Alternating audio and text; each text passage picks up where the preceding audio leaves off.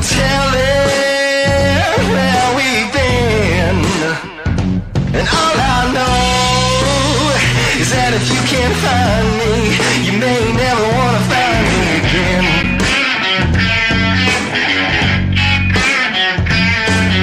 Cause people don't understand.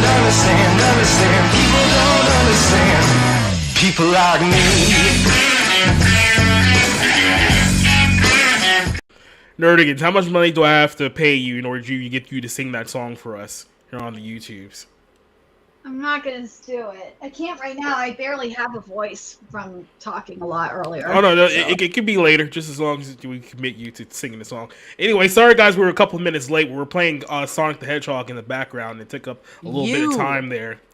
Yeah, some of us are playing a little game called Sonic 3D and 2D, so just go ahead and search it on YouTube. It's a pretty cool game. But we're here for episode 39 of the Barroom Podcast. We've almost made it to 40, though. That's an accomplishment in and of itself that we've been doing this show for this long. And I'm joined here today with my regular cast of Outcasts. Starting with our good buddy Orange Hat Reviews. How you doing today, Orange? I'm doing well, suffering through a kidney stone, but other than that, doing well. Yeah, that sounds very, very pleasant. It isn't, but pain is an old friend. Technically they could just distract it for you right now, but it's a pretty extensive process if you haven't heard about that. Yeah, so probably for the best. Just wait your time. It's genetic in my family history of it. Let's just say that.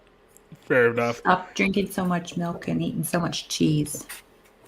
Yeah. Honestly, that's not what I do a lot of. I'm mostly water. Soda, caffeine. That doesn't. I got off a lot of that even before I had the stone. Yeah, I got a bunch of caffeinated water around here. I should probably stay away from. Yeah, I know kidney stones are only a matter of time for me with the amount of shrimp and caffeine I consume. So I'm pretty fucked on that front. Yeah. I'm pretty sure eating pizza rolls for dinner is going to help on that front, too. So yeah, right? Here's your sodium intake, girl. Yep. Also joining us here tonight is our good buddy, Rob Motto. I've now seen you for 3 straight days, and I've had enough. How you doing, Rob? Pretty good. I'm I've enjoyed your company. Thank you. So yeah, no, getting a kidney stone is literally on the top of my list of things. I would rather go through like surgery than have to endure what that experience is like.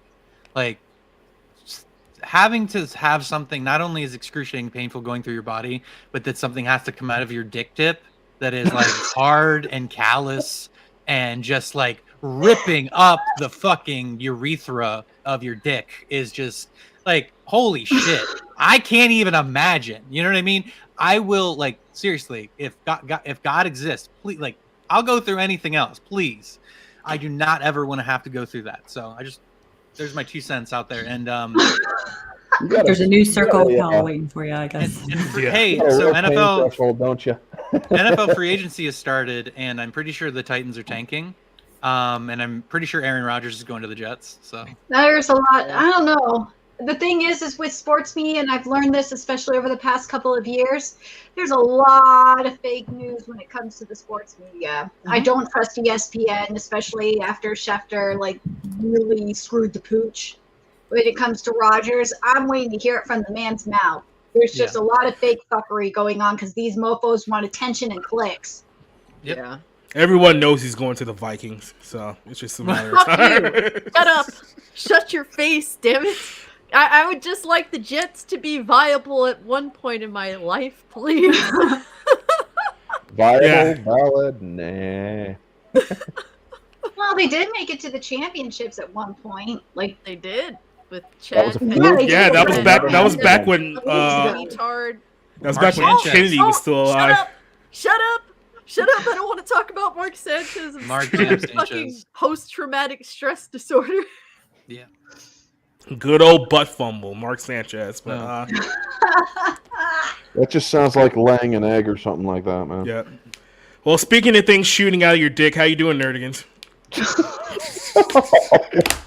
Well, you're not going to get this monetized. Oh, God. Yeah, we just got demonetized if we ever did. Wow. Well, we're not monetized just yet, so it's fine. Rule of thumb: not monetize live streams. Just accept donations. Yeah, I mean, that's pretty much the way it's gonna have to be when it comes to these things. Well, speaking of PTSD, I'm dealing with a lot of it. Whether it is from Chainsaw Man or what was it? Or all of the freaking activists being a bunch of jackasses. Oh my God, I have not dealt with so much stupidity in my life. Well, think about it like this. In a few weeks, we get to bring back Retrowave and talk about Digimon Ghost Game and why it should never existed. Ooh. So you can look forward to that in your life coming soon. So. Well, it ended. Well, it finally ended. The torture ended. I'm ready for Retrowave to include something I'm actually passionate about. I'm working on it, so just wait there. We just got to juggle some things around. Also joining us here tonight is the Feather, C.S. Johnson. How you doing tonight? Hey, everybody. I'm good. How are you? That's it? Just small intro? Okay, fine. Okay, buy my books. Simple. Perfect. And I just put out the white supremacist symbol. There you go. Yep, there you go. If there's one person who knows about last place, it's our residential Jets fan, Cassie. How you doing today, Jess? Amazing. I do think that Aaron Rodgers is going to the Jets, and I feel like we're reliving the whole Brett Favre trade or whatever when they picked up Brett Favre back in the day, and it will probably end in complete, utter failure. But I also heard that they have pretty much secured Rodgers and are actually trying to get like his favorite receiver or some shit at this point. Who knows? I don't really care. I just want to see the results. They said that shit last year about Denver. Rodgers going to Denver, and that was a fucking lie, too. Well, I mean... I don't believe these motherfuckers. At this point, it's like, okay, so he goes to the Jets, and like, then what? You're not better than the Bills. You're probably not better than the Dolphins at this point. So maybe you're next. Bills this previous. You're not better than the Bills. Yes, and then maybe. Listen, the Bills also lost like 3 defensive starters just now in the free Bills agency, are not as good as they were projected to be. I don't care what anyone says, they weren't that fucking good. And the Jets have the defense. All they need is to actually be able to gain yards. That's it. Once they do that, they are at least making the playoffs. Oh, good luck with that.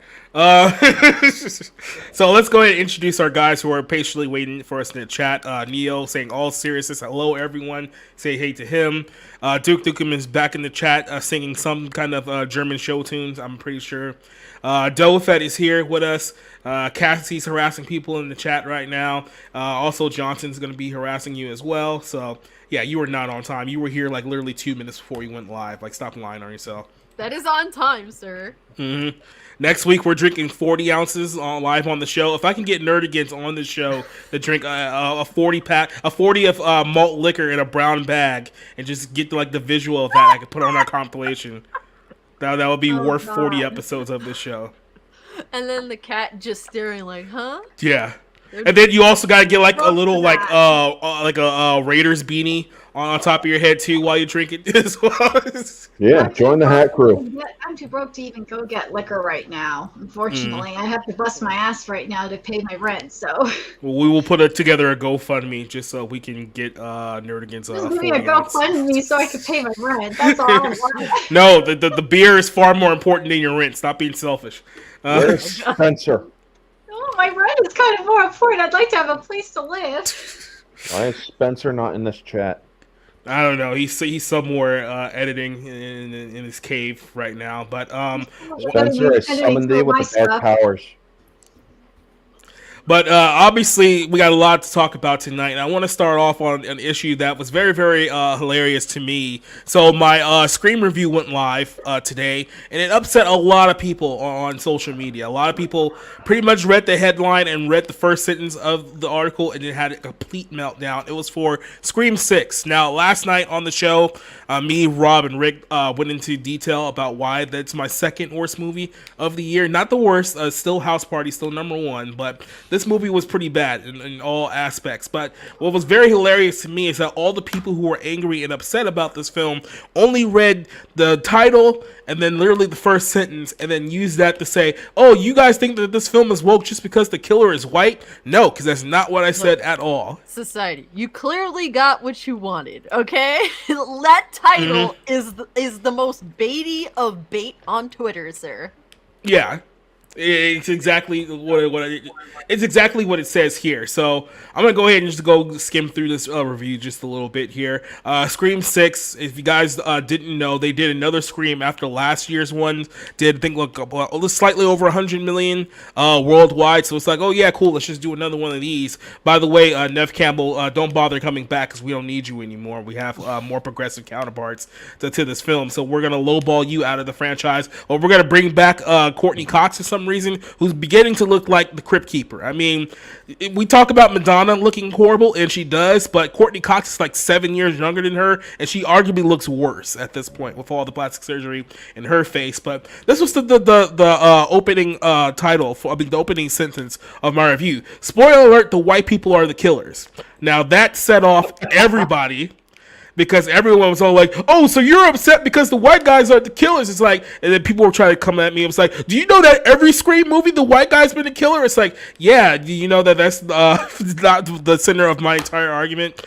Basically, when I get down to the meat and potatoes here, I complain about this little thing called progressive storytelling, where you can pretty much figure out exactly where the film is going to go based on progressive ideology, right? Because if you have a film that's full of, let's just say, people of color, not to be offensive to anyone, and it's like, okay, well, clearly none of the people of color are going to be the bad guy in this movie. So if you have one white guy who's not gay, clearly he's going to be the killer. That was the case in the last film, Scream 5, and I called this about 10 minutes into Scream 6, and I was just waiting for, okay, you guys can't possibly do the same thing 2 years in a row because that's going to be way too predictable. There's going to have to be a swerve somewhere. Nope, they did the exact same thing again. So my review really goes into detail about why this movie is stupid, why it's so predictable, why it's a complete waste of time.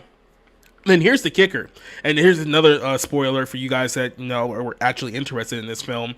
It turns out that the killers in this movie are the family of Sam's boyfriend from the first movie, or I guess from Scream 5. So the only way that this movie works is that Sam, who was in a serious relationship with another guy in the previous film, just right before this one, never met or saw any of his family members at all, to the point where they could literally come back into her life in secret without her knowing. It's like, oh yeah, you guys are the family of the boyfriend that I murdered in the end of the first film. Like, that's how dumb you're portraying this character to be throughout the entire film. It's like you're spending so much time ranting about toxic fan bases and toxic masculinity and empowering the biracial Wonder Twins to get stabbed up 28 times in 2 straight movies and not die to a point where it's almost too comical to be taken seriously, but you guys are trying to take this seriously.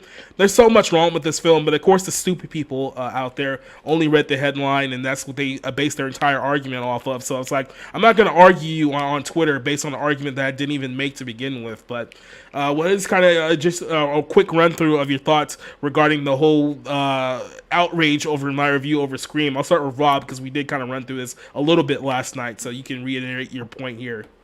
Yeah, I mean, I think it's interesting how Scream has just nosedived. I mean, if you just went to these movies to watch a slasher movie to get the thrill out of the chase and just kind of watching the situation play itself out, the first 4 Scream movies are just kind of whatever. People have their favorites. People, some people like the 4th one the best. Some people like the original the best. But honestly, the 5th movie was terrible and had this very self-conscious dialogue and the thing about the toxic fan bases being the killers, and just it's so tired. And that franchise, they've effectively killed it. Now they might go on to make them. They might continue to make them because it'll make enough at the box office. But the spirit behind those movies and any excitement or sense of anticipation has gone out the window. I have yet to see Scream 6, but the fact that you're telling me it's as bad as Scream 5, I'm almost in disbelief, just because how they would double down on the same fucking tired idea. people being stabbed 50 times, and they're still alive. Okay, I'm like they're and two separate movies too, because Cuba Gooding Jr.'s son is in the film playing one of the Wonder Twins, and I think in the course of like 2 films, he's been stabbed no short of 100 times by like 3 different killers, and he's still alive. And of course, the whole thing, which is like, what are we even doing here? And people try to like make the excuses like, well, people have been stabbed in other movies and they survived. It's like not 100 times in 2 films. Yeah, you played a clip of a scene where I think it's Jenny Ortega is just screaming at her friend being stabbed, and it's like, okay, while they're stabbing somebody else, they're not stabbing you. So maybe you should be running. I mean, there's just basic, like, I know people do dumb stuff in horror movies as a rule. Like, I get that. I can accept that. And still, it's tremendously hard to suspend your disbelief. And, and so I feel bad for the fans of the franchise, for people who, have been fans since 1996, since the original came out, for them to kind of just have an incredibly lazy product that they put on screen. Yeah. Well, they got to make up for those Hollywood accounting errors somehow. You're telling me that they used the same fucking motive? Toxic fans, we're toxic fans, so we're going to be the killers? So the film starts off with what is kind of like a bait and switch, where there's 2 killers who are obsessed fanboys who decide that they're going to kill their like film teacher or something like that, but then they get killed like 10 minutes later. So they were like the first 2 killers, but then they get killed off by the family of the real killers, essentially. So it's kind of like a bait and switch. But yeah, they do start off this film following up that whole toxic fan base ideology.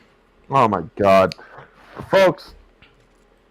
If it isn't any indication that Hollywood has completely just up and fucked themselves with their own fists, both of them, I say fists as in plural, look no further than Scream 6, apparently. I've not seen that movie. I do not plan to see that movie because Scream 5 basically said, I'm a serial killing psychopath because I actually care about franchises and consistency and lore. So, yeah, I remember doing my review, and thanks to Bounding into Comics for shouting out my review and whatnot. But it's like, oh my God, I do not feel like going to the theaters, which is meant for an escape, to get away from the rigors of reality for a couple fucking hours and being told that I'm the fucking problem. I'm kind of getting sick of that shit, Well, good luck, because they're only going to be double down and tripling down on it as we go along. That's why I stick to the older movies, folks. That's why I'm doing reviews for older movies instead of this new age shit. I can't. I just think it's funny. Personally, Well, I I think wrote. Good. Go ahead. Well, I just think it's funny where you have horror in Hollywood just being ass. In manga, it's been like nothing but amazing this year. Like, I've seen so much new horror in manga that's just been incredible. Anime horror is just meh because of, based on what my insider's telling me, it's just spiraling down like in the worst way because, it's because of outsourcing. But manga, like, horror is just incredible right now. So it's just so weird to see this from Hollywood, see like the opposite. But then again, you're implying that they're actually trying to make a good horror movie, which they're not. They're basically just trying to cash in on the name base of a already existing franchise. So that's where we are. I've always hated Scream. I've actually.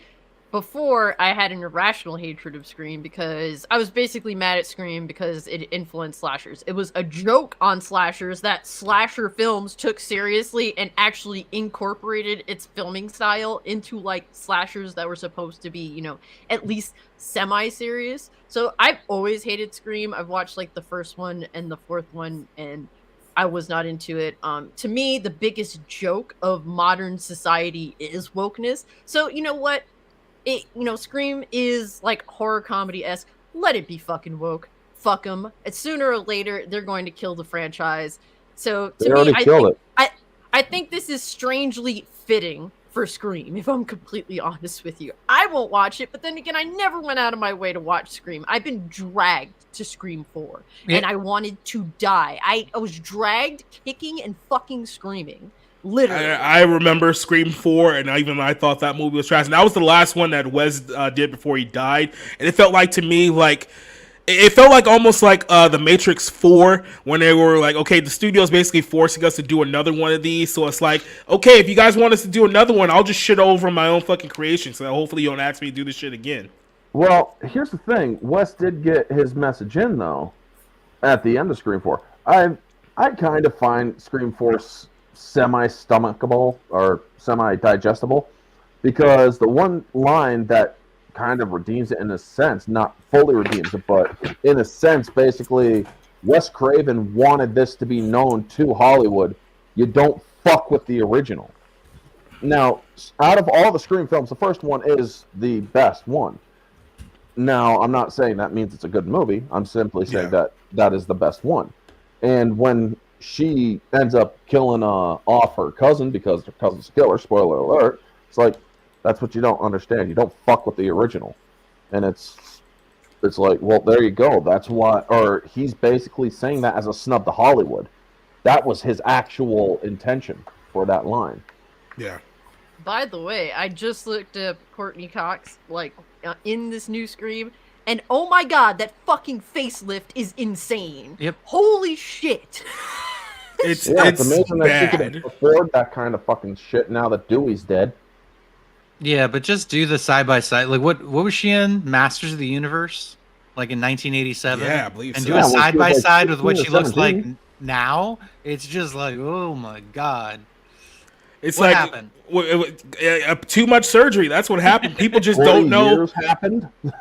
Like, here's the thing. It's not just, I did one too many surgeries on my face. Like, there's a point that you get to. It's like, okay, I should probably stop here, because if it goes any further than this point, it's going to look like ridiculous. But obviously, some people don't get that as a warning sign. They just decide to go all in. Then here's another thing from a person who clearly didn't read my review. They actually tried to make the argument that I said, oh, then you said that Courtney Cox looks like a chain smoker. It's like, no. I said Hayden Panettiere looks like a chain smoking grandma in Las Vegas playing the high roller suites. That's exactly what I said in the review. And then this is what she looks like in the film. Mm-hmm. And keep in mind, she's only 33 years old. She's not that old of a person. She's literally younger than me. And the years have been rough on her. Now, all I can say is that there has been a lot of, drug abuse and sex abuse throughout the course of the last, 15, 20 years in Hollywood as well. So, I mean, that does play a role in it. But I was like, when I saw her, I was like, wow, she does not look 33. This is what she looks like in Scream 6? Yes. Yeah. I don't see a problem with how she looks. I really don't. Courtney Cox, I don't know how much surgery she's had. You can clearly tell, though, she's had a facelift. Like, her lips are like this. So, like, that is such an intense fucking facelift that she looks like she should be the killer. She looks like a fucking Universal monster. That's how bad her face. This to me this is fine. I don't. That would have been better writing, I think. That's fuckable. It's Courtney Creature Cox from the does Black not look Lagoon, fuckable right? in this. Yeah. Yeah. It's not great. That's her in this film. She looks like. Yeah. Well, honestly, I thought Cassie was gonna say this. I'll fucking say she looks like a goddamn fuck doll. She looks like a sex doll. And to be fair, stills do not do justice for what people look on camera at times. Yeah. So it's, I think, seeing them on screen or at least watching it on TV would be more accurate to like how rough these people look. But I haven't seen Scream 6 yet, so I can't comment.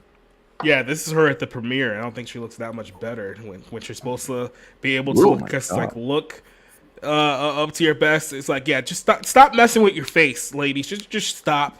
Like, please, no one. It's crazy of me to say this, but I think putting on a little weight would probably help the look of her face and give her some like you have too much bone because of this facelift that you've unfortunately chosen to get. So maybe putting on a little weight and filling out your face a little bit would probably be beneficial. Yeah. Who was the actress that played Evil Lynn in Masters of the Universe? Was it Meg Foster or something like that? That sounds right. Yeah, that sounds like a question for this guy. Do you happen to know the answer? No. Well, then what the hell why are you even doing on here? the show for us? Yeah. You had one job and you couldn't even.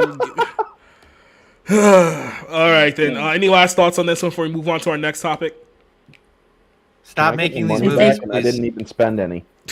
They say crime doesn't pay, but you're not the one that's the plastic surgeon. So Yeah. And I do want to say Hawk had this. an eating disorder, didn't she? Well, I do You know want what? to say this. She needs uglier friends because isn't her best friend like Jennifer Aniston? So just get uglier friends, Courtney. That'll take care of that.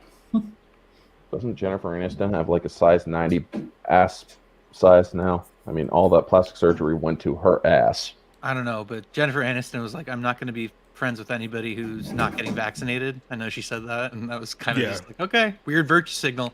But I do want to say this about the people kind of attacking Jacob's article without reading it or reading, the substance of it, which is, it's much easier to actually read the thing and then criticize it than it is to misrepresent what is being said, to misrepresent what the actual argument is. And that's what people try to do on Twitter all the time.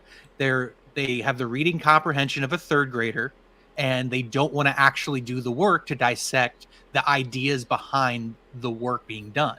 And so that's why it's so easy to swat these people away. And so it's just unfortunate they don't read it, I can actually just bring up better. exactly what I'm talking about right here. See if I can pull this up real quick.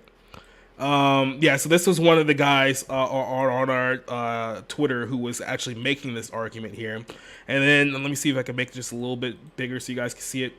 Yeah, so he says that he was replying to my article. He says that the fact that they're complaining about the killers being white when literally every killer in the series has been the same race isn't missing the point. It's stupid. Why have a problem with it now when it wasn't a problem back then? And then I replied to him, it's almost as if there's a 1,000-word movie review that explains my argument and you didn't read it outside the first sentence. Crazy. So then he decides to respond by saying, I'm not reading that because I haven't seen the movie yet. So you're literally arguing. I'm sorry. You sit here arguing me on Twitter about a review, about a point I made in my review you didn't even read, and then you admit it, like in the open. It's like, what? Twitter is clown world. Full Okay? retard, man. Yep. Clown Never a world, full man. retard. I don't know what to say about these people. These people are just beyond any saving. But speaking of people who are beyond saving, let's talk about Seth Rogen here for a second, because this kind of goes on with the same line of film criticism and people getting really, really butthurt about what other people have to say. And Rogen went on this whole tirade. He has this Ninja Turtles movie coming out, which him and Evan Goldberg are producing. So he's largely involved in a lot of the creative side of this film. And it's getting a lot of bad reviews, obviously. People have talked about, the animation style, the fact that it looks like it's going to be another woke disaster. But he's crying on behalf of other people, saying that if only people who negatively criticize films knew how much that they hurt him, they wouldn't say the type of things that they say, or wouldn't write the type of things they write. Yeah, we probably would. Going down here, the Canadian... God, I hate Canada so much. By the way, just a quick little sidebar. Anyone want to see like this 19-year-old Canadian pitcher who played in the World Baseball Classic last night? He's like literally 19 years old. I don't even think he's like barely out of like college. And they forced him to pitch against like 4 of like the toughest hitters in all of Major League Baseball. And he gave up like 5 runs in like a half of an inning. And he got thrown out of the game. It's like, yeah, you got this 19-year-old community college student going up against like almost basically like a Major League Baseball all-star team. Like, what do you think was going to happen? But that's just the sidebar. It doesn't have much to do with anything. But he goes on a podcast here with, The Diary of a CEO, which is Stephen Bartlett's outlet. He's talking about people who give too harsh of criticism and how they make celebrities like him feel. Keep in mind, this is the same guy who told you to stop complaining about getting robbed in Los Angeles, because you should take honor as a privilege of living in such a big city. That this scumbag. But let me say here, he talks about criticism, and even though it hurts me, he said that, oh yeah, it hurts everyone. Said very much so. If most critics knew how much it hurt people that they made the things that they are writing about, they would second guess what they would write. He went on to say, it's devastating. I know people who never recover from it. Honestly, years of decades of being hurt. It's very personal. It's very devastating when you are being institutionally told that your personal expression was bad. I don't know. Make a better movie then. He said that is like devastating, and something people carried that with them. It's literally their entire lives. It's like I get why it fucking sucks. Rogan says. Now I think he was referring to specifically some of the negative reaction towards the interview. If you remember the film that came out, it was like 2000. I think it was like 2014, somewhere around that time, where the North Korean government got very upset that they were doing a film that was mocking them, and then people were ragging on Seth Rogen for almost getting us into a war over a really shitty movie. I don't think North Korea would have honestly done anything in all honesty, but that's just my view about it. But he clearly still holds a lot of resentment regarding that review. There was also some bad reviews of, if you remember, the Green Hornet film that he did back in 2011 as well. So he says that the reviews were coming out and it was pretty bad. Is that people were just like hated it, he recalled. And it seems like that was the thing. People were trying to take joy in just disliking a lot. You know what I mean? He says it opened at like $35 million, which I think was at the time the biggest opening weekend I had ever been associated with in any capacity. So it did pretty well. And then he goes on and says, so that's nice sometimes. You can grasp for some sense of success. He goes on and says, yeah, honestly, things like the interview were more painful. As far as people taking joy in talking shit about it, it's kind of questioning the types of people who would want to make a movie like that in general. He said it felt far more personal. So he's basically whining and complaining about movies that he's put out there that's gotten really bad reviews. His friends in the industry, like maybe like Judd Apatow and people like that who have also done dog crap movies. And basically he says that, hey, we have feelings too. Now, I find this very, very humorous to me, because Seth Rogen is the type of guy, just like his friends in Hollywood, the ones who are very, very sensitive, they're the same type of people who will shit all over your religion in their films and in their television shows, especially if you're a Christian. Like, that's literally all they do, is being as blasphemous as humanly possible with their content. We all saw what happened with Sonic Inc. a couple of years ago with Sausage Party, which is another anti-religion animation thing where he abused all the animators. I guess that doesn't hurt him too much to do that shit. And then there's so many other points of art that I can point to where he's done that as well. But don't say anything about the movies that he's done, or else he and his friends are going to take it personally. Rob, I know you got very upset when you heard his comments. What were your thoughts on Seth Rogen essentially slamming film criticism in general? Yeah, I think this is very funny because I've read many books on film criticism by many different film critics. Yeah. I have an interest in this historically, so I understand how harsh and mean and vicious film critics have been in the past. The 60s, the 70s, the 80s, the 90s, they were absolutely unrelenting in their criticism of movies, stars, etc. And guess what? It was fantastic because I think it made better movies. I think it made interesting film writing on many different competitive voices in the market. It's not like today. Today, there's barely anybody that's willing to go against the Hollywood grain. And the sort of established world of stars and movie studios. You rarely see any critic willing to go out on a limb and say, hey, this movie fucking sucks, and it's weird. I don't know when the shift happened. I don't know, if there's a financial incentive behind it. I honestly don't know, but critics are nowhere near as mean as they used to be. And there was a tweet that I wanted to pull up where it's like, people thinking that critics nowadays are mean or they're trying to one-up each other or sound smart. It's like, no, the film criticism industry was predicated on division and insults. And so I miss that. I miss that sort of competitive market of ideas and opinions. And again, I think it made movies themselves better. Maybe that's, maybe that's an inflated idea. But, because film critics, I have my own issues with them, depending on the individual. So, but Seth Rogen has made nothing but crap, and he wants to sort of get a free pass to make nothing but crap. I haven't even watched a Seth Rogen product. Like, the last thing that I thought he was okay in was Observe and Report. that black comedy where he kind of plays a sort of Travis Bickle character. You know, I like that, but it came out, you know, almost 20 years ago. It came out like 14 years ago or something. So I think it's been a long time since Seth Rogen really gave a shit about his audience. And I think critics should have a complete open season on it. It really reminds me of Kevin Smith, when Kevin Smith complained about critics and said, I don't need them, when Cop Out was coming out. Yeah. And, you know, his movie got absolutely trashed. So, you know, whatever. We'll see what happens with Seth Rogen's projects coming up. Look, you know, Seth Rogen is a person, like, he uses his work to criticize, like, regular people. Like, you can't fucking throw knives and then complain when someone throws knives at you.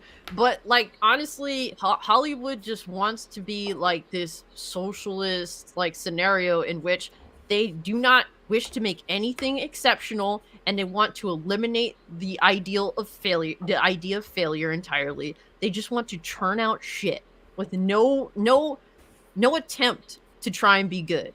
And it's just a job to them, and they just want to make content no matter how shit it is and just collect paycheck and keep moving on. And it's like, you could do that if you want to, but and for the most part, you have basically, censored, you basically have the critics on your side, because it's not like these institutions that, you know, are implemented, generally speaking, you know, actually work as they're supposed to in modern day. That's not nearly the case at all. The last bastion of criticism is us, the people, and they absolutely hate that we have the same tools as them to criticize them on social media, to call them out for their bullshit. If anything, they would love the concept of authoritarian edict to eliminate any and all criticism of their work, so that they can continue to turn out the very fucking shit that we constantly keep seeing. And there's a direct correlation to the depreciation of quality of entertainment in America specifically, to this mindset. Or the way I see it, Seth, I'm going to speak directly to you in the event that you somehow in the cosmic balance see this stream. How do you think movies improve in quality? How do you think their directors, producers, and actors improve in their quality? By receiving negative feedback, by receiving negative criticism. Back in the days when I was a young little shit, I used to see the negative reviews for movies on the TV and whatnot, and the next movie that the person did, even at that age, I noticed was, well, they actually did a little bit better, because they actually accepted the criticism. Back then, this was something that was used as a way to build yourself up, not let yourself get torn down. And if he's whining like a little bitch because, oh, you guys, you don't know how much that hurts people. It's supposed to hurt you. It is how you build a fucking spine. Because honestly, if you don't take the pain and the negativity and use it as inspiration to build your next success or your future success, then how the heck do you expect to make anything that anybody is going to want to watch? The last movie that I saw with Seth Rogen in it was a movie where he provided a voice only, which was Paul. That is the only movie that I can watch that I get any sort of entertainment out of Seth Rogen, because honestly, he plays an alien pretty fucking well. And other than that, it's like, oh, boo-hoo, why are you crying? Man, my kidney stone. I could easily say, oh my God, this hurts so bad. Somebody please feel sorry for me. Yep. Instead, I fucking plow through it, and I freaking say, you know what? Gotta freaking move on, because guess what? Life doesn't fucking revolve around you. Maybe if you made good shit and didn't fucking throw knives, like Cassie was saying, at people, they wouldn't throw shit and knives right back. They would actually say, well, you actually made something pretty good. Holy shit. Good job. Keep it up. Before I let Rick jump in with on this comment, I do want to let you guys know we almost have 20 people watching. So if you guys can like this video, like this stream while we're watching, we can get this thing spread out there because we know the algorithm does not like dissenting opinion. So go ahead, Rick. Well, there are a couple of things, and just drawing on what Rob and Orange Hat have said. This has been going on since film began. You have to remember what, in the 30s, you had someone write in print that people like Joan Crawford and Marlene Dietrich were box office poison. I mean, that seems pretty harsh. You had a review of a Greta Garbo movie that said that it was almost a shock. I mean, it was bad. It was really bad. He said that it was almost as shocking as seeing your mother drunk. So, so this has been going on for years. I mean, I even go back more recently to Roger Ebert, the dean of film reviewers, who wrote a whole book, and he titled it "Your Movie Sucks," and it was in response to Rob Schneider, who went on a tear of someone who criticized Deuce Bigelow, Male Gigolo Part 2, like whenever he went to Europe. And he was like, "Oh, well, you haven't, you never won a you never won a Pulitzer Prize, so you must be bad." And Ebert replied, "Well, as someone who has won a Pulitzer Prize, your movie sucks." So, so he's very thin-skinned, Seth Rogen, if he can't take criticism. You create something. You put out a piece of work, film, television, a book, play, what have you, and there are going to be people who don't like it, and so you have to be able to take the lumps. I saw Green Hornet, and it was one of the 2 times when I actually I went with Gabe, and I just looked at him and said, "This is the biggest pile of shit I've ever seen." And I actually used those words, and it's not like me to use those words, but it was true. It was just terrible, unbelievably bad. I also saw The Interview, and that was even worse. So how could someone be this narcissistic to think that everything that you create has to be praised? Now, to a certain point, I could understand his idea. There are people who work very hard to create something, and ultimately, whatever was in their mind and their vision that they've taken years for fails. A case in point is Sky Captain in the World of Tomorrow. I appreciated that these people, these twins, worked very hard. They created this fantastical world. They really wanted to bring the spirit of the 1940s serials back, but their movie sucked. I hate saying that term. Their movie was terrible because it was poorly plotted, poorly acted. It was more obsessed with what they could do visually than on what the story is. When you have the best performance given by someone who's been dead for over 20 years, when they use footage of Laurence Olivier, when Laurence Olivier, who had been dead for about 20 years, gave the best performance in a film, you've got problems. They should have not have done the movie. They should have left it to someone else to do it, to bring their vision to life. But they just were so bent on creating something, they lost sight. There's a case of the not seeing the forest for the trees.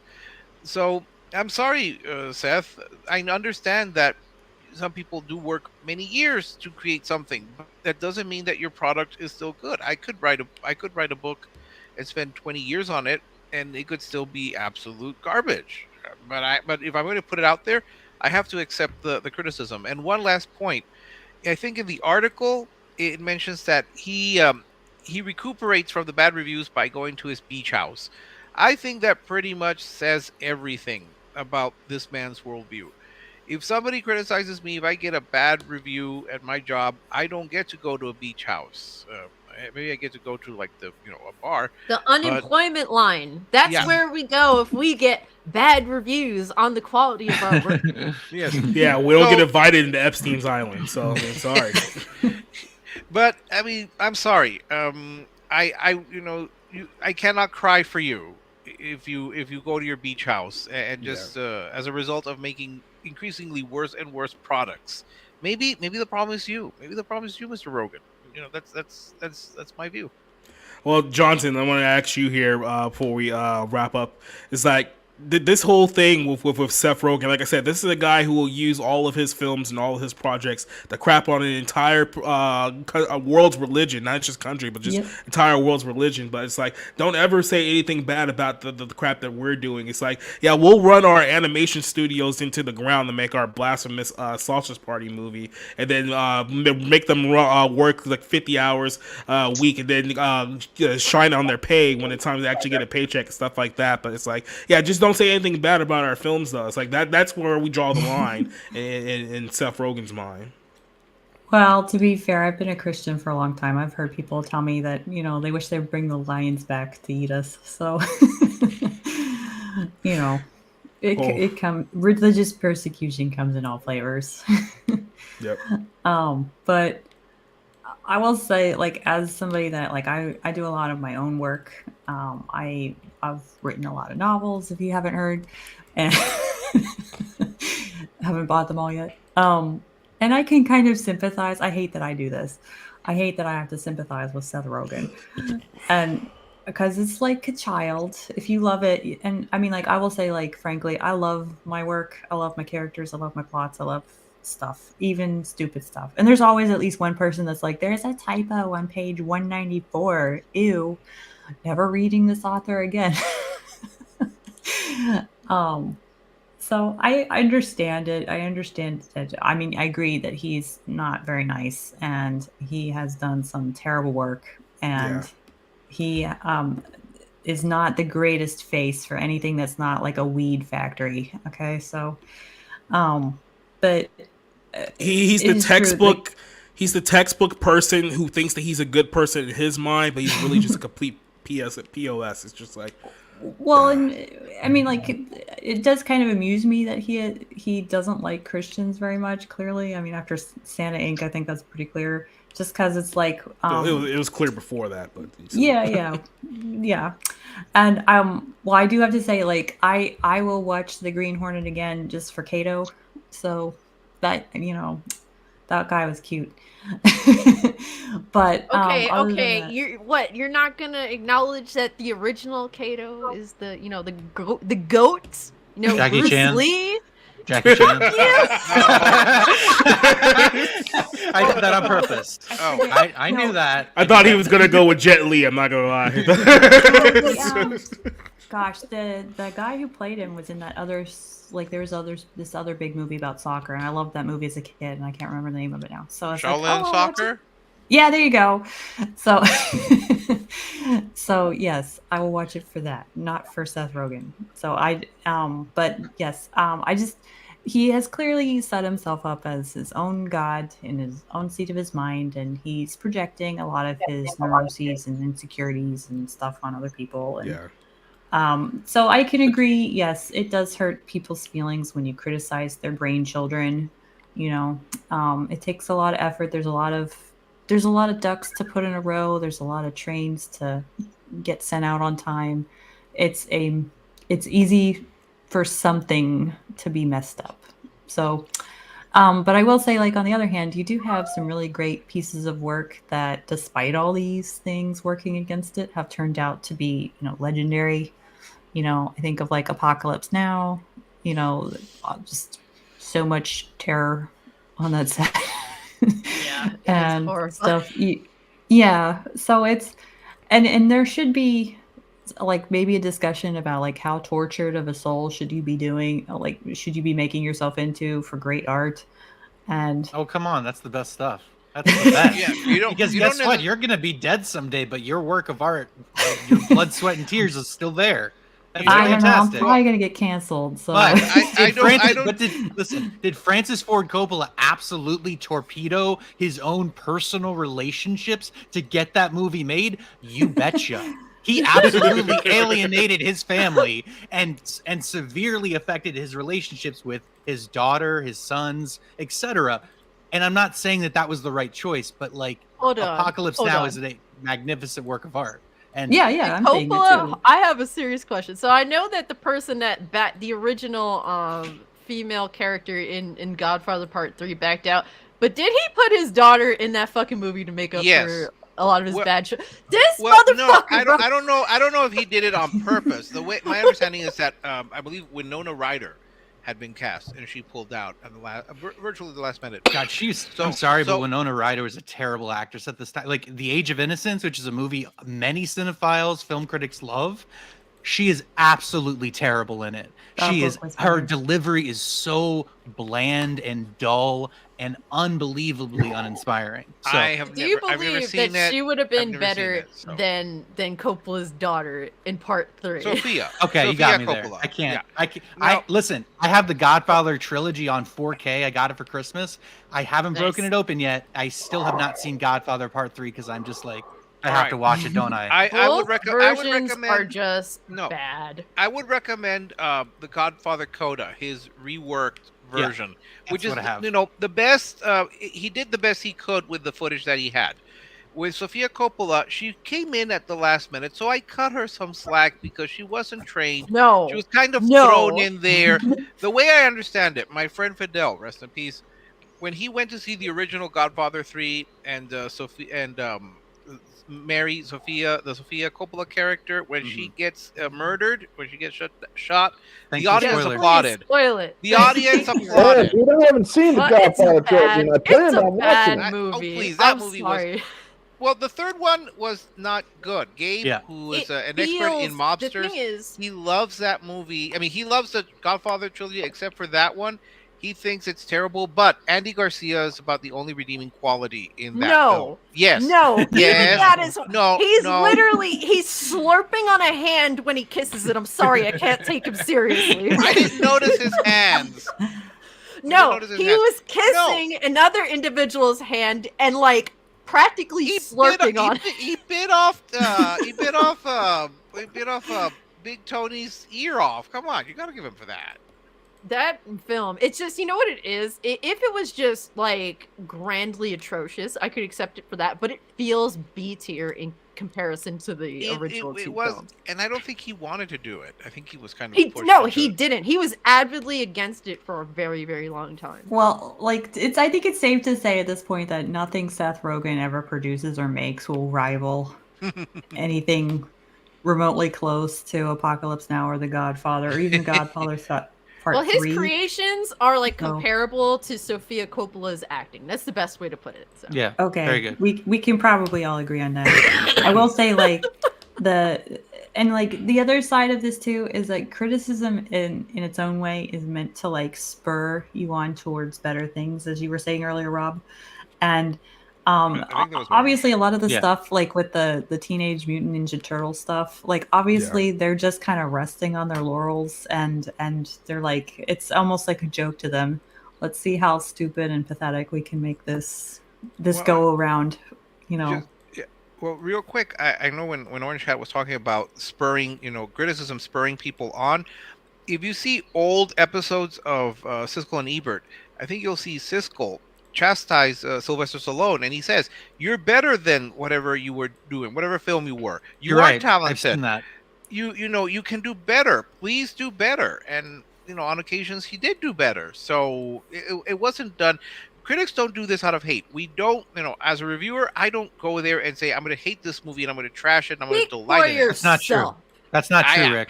Okay, Not- Some I- movies are I'm there. absolutely deserving Personally- of that attitude. So Well, I'll wrap after this. I watch it. I'll wrap this conversation up on this note. The Scream review, which nobody read, but they were all upset about. They missed the best line that I had in the entire review, which they didn't even read because they were so butthurt. And it was this one. This film is so stupid beyond human belief. There is no universe where a movie that this easy to predict can be considered good by anyone with an IQ above a football. If I drove down the Bourbon Street in New Orleans, stripped down naked, put a kazoo up my ass, and started whistling Dixie, it would make more sense than anything that this film has to offer. Boom. I did. Thanks for getting that mental image in my mind now. Did you That- write this after your Oscar party?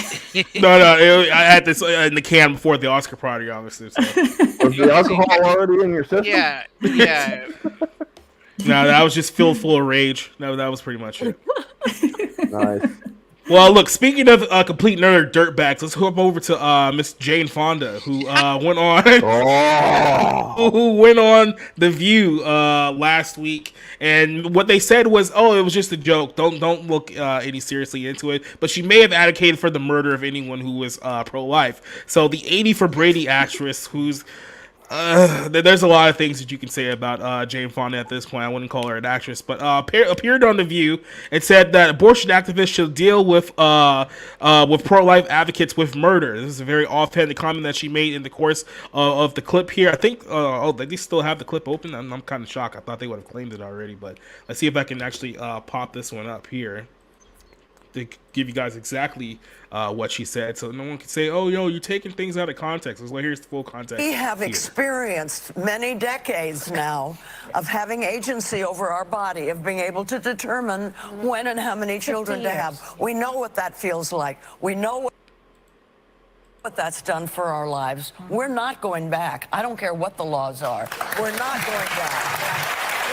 I think the women will rise up. That's the activist. That's Jane Speaking, and she probably will get a Nobel Prize. But it's the truth. Very soon. It is the truth. We're not going to do it. Besides We're gonna marching and protesting, what else do you suggest? Well, it doesn't happen overnight. It's not a miraculous. What did you say? Murder. She's kidding. Wait a second. She's just kidding. Don't say that. That's you don't know. They'll pick up on that and just run with that's the it. worst. She's just kidding. It's Well, let me talk to you about. Let's yeah, move that on. look right there. That Yeah. look right there said it all. Should She's be any not more obvious? joking. She sounds 90. She sounds like decrepit and like she's falling apart. That's for sure. Oh yeah, for certain. Why the fuck And then is she another thing I don't staring get, at me? like, why in every film they're trying to make her be like the hot older person. It's like, can we stop with that shit? Like, seriously?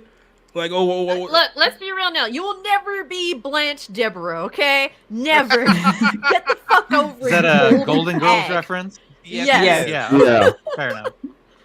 Listen, I'm okay. So I'm probably the only person on this panel, maybe Rick, but I'm a relative fan of Jane Fonda. I think she did great work in the early 70s. I think she did good work all throughout the 70s. I really like the movie Coming Home, which is kind of the liberal answer to The Deer Hunter, which came out the same year.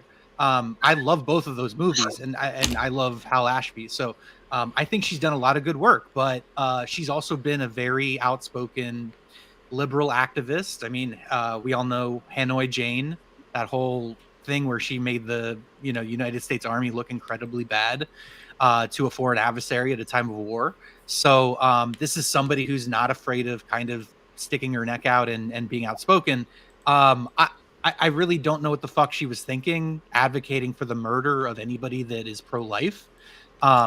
because she knew she was in a room full of people who were never going to call her out on it. That's why. And listen, I'm strictly speaking, not pro-life. I guess that would make me pro-choice, but it's, I think it just comes down to nuance and debate and the a few of those specific things. But I think that's fucking insane. I think it's absolutely crazy to sort of, hey, let's just murder our political opponents because it's more convenient that way.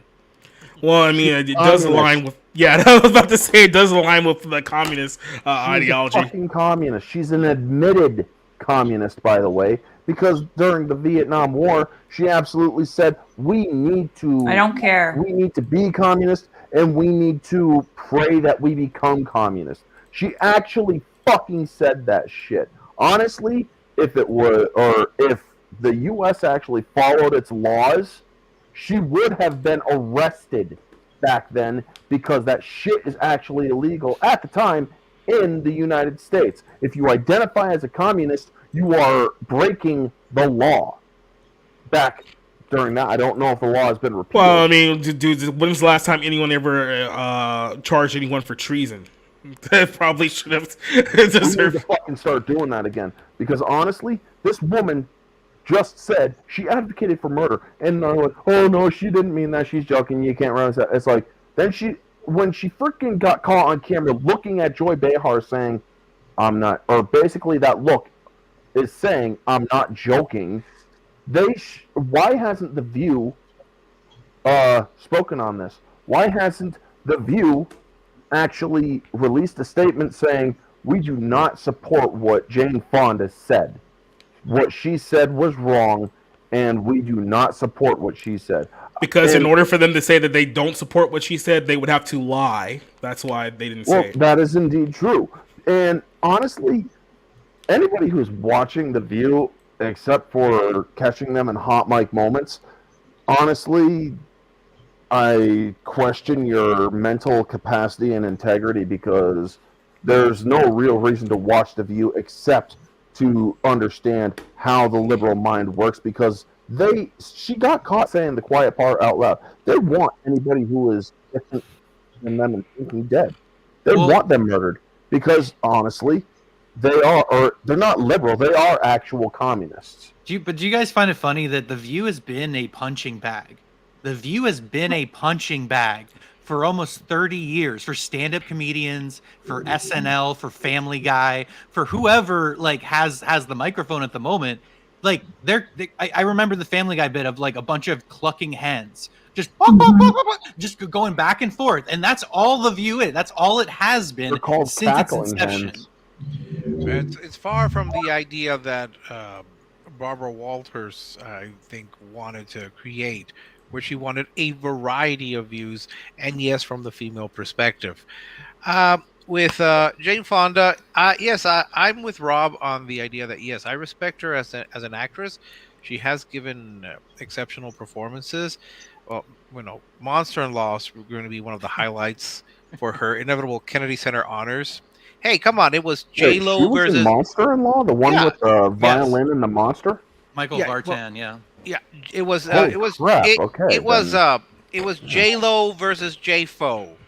So, I'll say this: we know about Hanoi Jane, and then when she would post the Gulf War, she was Baghdad Barbarella. So she's always had a long track record of this. I don't understand why she thinks that advocating for murder, even in a joking way, is a positive for her cause. It really suggests that you are intolerant. You want your political opponents assassinated. It brings to mind when Alec Baldwin. I don't know if you guys remember when he was on Conan O'Brien, and he started just screaming, almost kind of a man possessed about during the Bill Clinton impeachment, that people ought to go to Henry Hyde's house. Then I think he was a speaker, one of the prosecutors, and stone Henry Hyde to death. I saw that and I thought, is this some sort of bizarre comedy bit that just kind of went off the rails, or was he being sincere? Same with Baghdad Barbarella. There, is she insane, or is she really trying to advocate for the killing of people who disagree with her? That's totalitarianism. That's actual authoritarianism. To kill your political it's communism. opponents. I mean, people, like I said, I keep bringing this up as if people don't know. There's a reason why communists have a massive body count, far more than the Nazis. I keep having to bring that up too, because people like to think that, oh no, the Nazis were the most evil people in world history. It's like, really? Do you want to play that game? No, actually, we know who the evil people were. They were Generalissimo Franco, Pinochet, Mao, Stalin. Stalin. Well, not Stalin. He, not Stalin. Stalin was just misunderstood. Uncle Joe, No, he was he misunderstood. very much Did you killed ever like see 70 million people. Didn't you ever see Mission to Moscow or the North Star, where the happy Ukrainians were fighting the Nazis? So come on. I do find it hilarious when communists try to be like, yeah, we're the ones that defeated the Nazis. It's like, really? How many pages of the book did you have to tear out to come to that conclusion that you guys beat the Nazis? They just forget that they split Poland amongst themselves. Exactly. Between the Nazis and the communists. When are you going to be the most honest? When you're among people that you feel comfortable with. She felt very comfortable, and to be honest with you, Jane Fonda is just another white liberal pig. I'm sorry, that was born with a silver spoon in her fucking mouth, just like Jamie Lee Curtis. The only difference between Jane Fonda and Jamie Lee Curtis is that Jane Fonda has shown absolute conviction in all the shit that she's believed in. So no doubt, I believe that she believes this crazy shit that she's spewing out of her mouth. More so now because, I'm sure at her, spry old age, the mind is a little bit gone, which leads to you saying the things that you like to keep in your head. So I feel as though like it's one of those things, even like with Jamie Lee Curtis, I think she's a little senile at this point. That's why I feel like they gave her that Oscar, because it's like, who knows if she's gonna be sane within the next 5 years at this point. Let's just give her this as a good token. She's clearly out to lunch just about. And I feel it's the same thing with Jane Fonda. She's probably a little senile. She's saying the things that she used to know that, yeah, maybe I shouldn't say this. Well, with Jane Fonda, remember she had cancer not too long ago, so it's probably the chemo talking. That I don't There know. is no excuse that can be given, even in joke form. I mean, I know you're joking about that, but there is absolutely no excuse for what she said. And because she said it with intent. And honestly, here's the thing. She may not actually want, or she may want to commit murder and whatnot, but if a person No, ends she up doesn't dying, want to. She wants other people to carry out her edict. Oh, that's indeed. really what it is. If she People wants, like her or if never somebody seek to get does, their hands dirty. if somebody does, they can easily now claim a defense. Well, I'm sorry, but Jane Fonda said it's okay. I mean, they could work. I mean, that's not. It wouldn't work for them well in the law, but I mean, when you're talking about just It will crazy, help them stupid plead people with diminished capacity. Yeah, I mean, for crazy, stupid people, you can't really trust that as far as that goes. But yeah, look, well, we know the type of person that Jane Fonda and all of these. I'm trying so hard not to say so many words I want to say right now, but we know the type of cackling whores on The View these people have been for quite some time. So I mean, these chicks say off the wall, off topic stuff for like what 3 times a week. We have to catch them saying something that's just either completely stupid or just like completely asinine. Like this is what this whole show is at this point. And I want to bring up something that Rob had mentioned earlier about how this used to be the show that everyone made fun of because everyone accepted that they were. These were like the 4 dumbest women on daytime television you could possibly come up with. And it's like, you notice how we're not really talking that much about them. I mean, not say that us particularly, but they're not really getting the ridicule that they're getting before because now like all of these late night comedians and all these shows would rather spend all their time bitching and whining about Tucker Carlson because, well, he's the #1 show on late night every single week. So it's like we have to chip him down because he has all of our influence. He could basically is our the center at the moment, so we're going to focus all of our aspects on him, which is why you got like 17 different late night shows that are all talking about the same exact segment, having the same exact opinion. It's like, okay, how many shows of this do we need? But it's like, yeah, this is their look. Even at this point, people don't really take The View as seriously anymore, but people like Jane Fonda, let's just say that her day is going to come sooner rather than later. So any final topics on this one? Yeah, also, here's the thing, Jane, in the insane and impossibility that she even sees this. If you advocate for murder for people that believe differently than you, here's some advice. You better be pro-gun, because most of the people who you are saying are advocating for the murder of, they are pro-gun. And if you actually bring your communist ass over to anybody of these houses or any of the houses of these people who believe differently than you with murder on your mind, chances are, they most likely have very little qualms of defending themselves with lethal intent because we're willing to defend ourselves against all enemies, both foreign and domestic. Folks, I'm not advocating for the murder of Jane Fonda, just to make sure that everybody gets that Yeah, clear. who are we are? Jane Fonda? Yeah, I mean, Jane, just don't say stupid shit like that because honestly, you think and talk about a big game, but exactly, you fuck around, you're gonna find out. I don't think we should be taking notes from someone who thought it was perfectly logical to go and run around with the troops of people. I mean, the troops that were killing her fellow Americans. I mean, she didn't. That's why fight. she should have been arrested for treason. Yeah, I'm sorry. She couldn't. I mean, she wasn't literally entertaining the Viet Cong, but she was there and it was a really terrible, terrible decision that's going to haunt her even past her death. So Well, I she's would. apologized She for wanted, that. or She For has. like She 6 or has 7 apologized. times. She has apologized for it, but she apologized it because she is had no choice to. it is something that people will always use against her, right or wrong. And I mean, it's Well, right or with wrong. comments like the one she said, I don't think you're going to have too much people giving their sympathies for Jane Fonda at this point in her life Okay, either. so I actually will give my sympathy a little bit to her because Jane Fonda is like, I mean, she's ancient, like at this point, right? So 90. so she probably remembers a time when the abortion activists were better at their job. You know, the whole like safe, legal, and rare thing. You know, people could buy into that. You know, like I'm not saying I do anyway because I'm not. I see what you're saying, but at this point, I think we've gone so far. Is like, or is she such a boomer at the age of 85 that she still believes that this is all still about safe and effective, or does she know exactly what they're doing, but she's still choosing to double down? She's also a Hollywood, glitterati lady. She's been grandmothered in for several years, and she doesn't have that much longer to go. And this is a topic that'll get her some attention. And the other side of it is that she's a complete narcissist. But I mean, look at the people that she's married. Look at the people that she's had relationships with.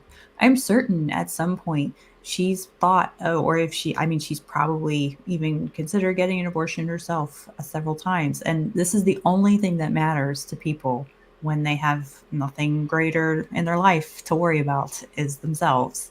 So she's probably, the stories coming out of Hollywood today are about rampant abuse and grooming and drugs and alcohol. And promiscuity, all these like high risk behaviors that don't give you a good foundation to be a stable person for life. And no, it's okay. I'm saying that like she's probably looking at this feeling attacked for her own life choices, and of course she's going to lash out, and of course she's a narcissist, and of course she's not going to try to see this from somebody else's perspective. Well, from one narcissist to another, I want to jump this over because we can keep this going on the same realm. Let's talk about Colin Kaepernick here for a second, because Colin Kaepernick got some heat last week after throwing his adoptive white parents under the bus for perpetuating racism. So in case you haven't heard the story of Colin Kaepernick, he was I don't know. He had maybe a couple years when he was like a top tier quarterback, and he fell off pretty quickly. And then he decided that he was going to protest the national anthem because America is all racist and shit. And then after that, he just left the league. He tried to build up this narrative that they were trying to hold him down when he opted out of his contract and decided to become the new Malcolm X rather than being an NFL quarterback. And this is pretty much where we've been for like the last 7 years now. So he did an interview last week where I guess he's promoting a book that he has coming out talking about his upbringing. This is a guy who I believe was abandoned by his own parents and was adopted by a very nice white family who basically groomed him and raised him to be a decent NFL quarterback with a good upbringing. Didn't do any violence or any abuse towards him, but of course he found something to complain about here. This is with CBS News. And he talks about in his new novel, Change the Game, Kaepernick talking about the disagreements he had with his white parents that he characterized as problematic. That's that favorite word that we always love to hear about their racism. He says that, I know my parents love me, but there were still some very problematic things that I went through, he told CBS. He said, I think it's important to show that, no, this can happen in your own home. Now we have to move forward collectively while addressing racism that's been perpetuated. He said, specifically, he addressed one incident where his adopted mother voiced concern about his decision to braid his hair in cornrows like his favorite NBA player, Allen Iverson. He said that after getting his hair braided, his mother warned that he did not look professional, that he looked like a little thug. He told CBS News that those became spaces where I was like, okay, how do I navigate the situation? But it also informed why I have my hair long today, Black Power and all that stuff. Keep in mind, he's only half black. I'm just throwing that out there too. And then it pretty much goes to like the same thing about, he led the protests in 2016, which hurt the NFL for a number of years, but now he's been so far removed from the NFL, there's no way he's ever going to return from this. And I will say this. A lot of people have called Colin Kaepernick ungrateful for these comments and things of that nature. And here's something that needs to be pointed out. It's that specifically when people go all in on quote unquote the black culture, right? There's a lot of aspects that the black culture believes that, you have to identify with this in order to be true black, right? Because if you're not, you're a sellout and Uncle Tom and all this nonsense. So his complaint essentially is that his white mom tried to deny him from cornrows because in his mind, he identifies cornrows with blackness, which is a very kind of asinine thing to say. But you also look at another NBA player who's going through it right now, John Morant. We talked about him, I think either last week or the week before. He's the guy who got in trouble because he went on Instagram with the gun and posted the picture of the gun at the strip club. Then the actual strip club pictures came out where he apparently just threw $50,000 in single bills all over the floor for these strippers and whatnot. And this is what is kind of celebrated as the black culture. And by and large, a lot of people in this section, right? And people have talked about this before, is that when you're so obsessed with the immoral aspects of your own culture, you don't even realize how big of the rot it's become internally. You look at, a lot of these guys that promote, the worship of money, the worship of sleeping with women, sleeping with other people's women. Like, these are all clearly immoral things, but they've been so embedded in this culture for so long, people don't even realize that what you're promoting is innately bad. And I can understand the perspective of if what he's saying is correct. If he's not doing this just to sell his book, that his mom didn't want him to wear cornrows because it's not professional, and he's looking like, hey, I don't want my kid to be perceived a wrong way because of the way that he looks. But of course, in the eyes of black people, they're saying that, well, she doesn't like cornrows because she's white and she doesn't want him to associate anything that's black. So that's where the quote unquote perceived racism is. It's like, no, you guys just don't want to see the big picture because you're essentially using the projection of racism from this woman to, I guess, strengthen your own racism in your own head. Because in your mind, she had to have done that because it came from a place of malice, not from a place of concern or a place of compassion. And look, if this is the biggest complaint that you have about your adopted parents, there's a lot of people in adoptive care right now who will probably beg and plead and kill to have your problem. So, Nerdigans, you're a big football fan. You know all about Kaepernick because he's eliminated your team for the playoffs a few times over the course of the last 10 years. What do you think about Kaepernick taking a stand against his white adoptive parents? Well, actually, my stepdad's, I think it was his cousin or something like that. They actually went to Nevada with Kaepernick, and they said he was a prick then. So what else? Sorry, because he was. I mean, he was on the map certainly, like as a college prospect. But he was. Yeah. It was like, oh, this guy in Nevada who might get selected in the 3rd round. So I remember. Go ahead. But he's just chasing clout. That's all he's doing, and to an extent, grifting. But I mean, he's just doing what, if he's still with the same person, he's just doing what his girlfriend is telling him to do. He wasn't like this before he got with, I think her name is Vanessa, if I remember correctly. He wasn't like that before he got with her. He was an asshole, but he wasn't a race grifter like this. He didn't give a fuck. He just wanted to play football. And it's worth noting just real quick that one of the stories from a few years back is that the Ravens were actually going to give him another chance and sign him to the team, but then his girlfriend made some online comment about the owner of the team being linked to a slave owner, and then the Ravens was like, and that too, and then he was like, okay, well, we're done here, so pretty much you just blew your last chance of ever playing football in this town, so... Listen, Brie Larson was the one that was hooking him up too. It's like, dude, really? You're gonna? Yeah, I mean, I've been following the Colin Kaepernick thing for years now, and I write the guy off. He's a product. He is a manufactured, concocted product that's there to project what racial guilt, You know, this sort of just constant victimhood status. I mean, that's who he is. It's I need to keep myself in the spotlight as a victim of racism in America, and that's where I can earn my currency. You know, that contract with Nike, every excuse in the book to basically not try out for a backup quarterback position, because that is what he is. He is a backup quarterback at this point. I mean, that was years ago. I don't even know if he's still capable of playing in the league. But Colin Kaepernick is a professional victim. That's all he is. And so anytime he opens his mouth, I know not to listen. What's sad is he could have ended up like he could have had a Geno Smith situation. I mean, look at Geno Smith. He was the joke of the NFL, and now look at him. I mean, he had his jaw broken. Quarterback.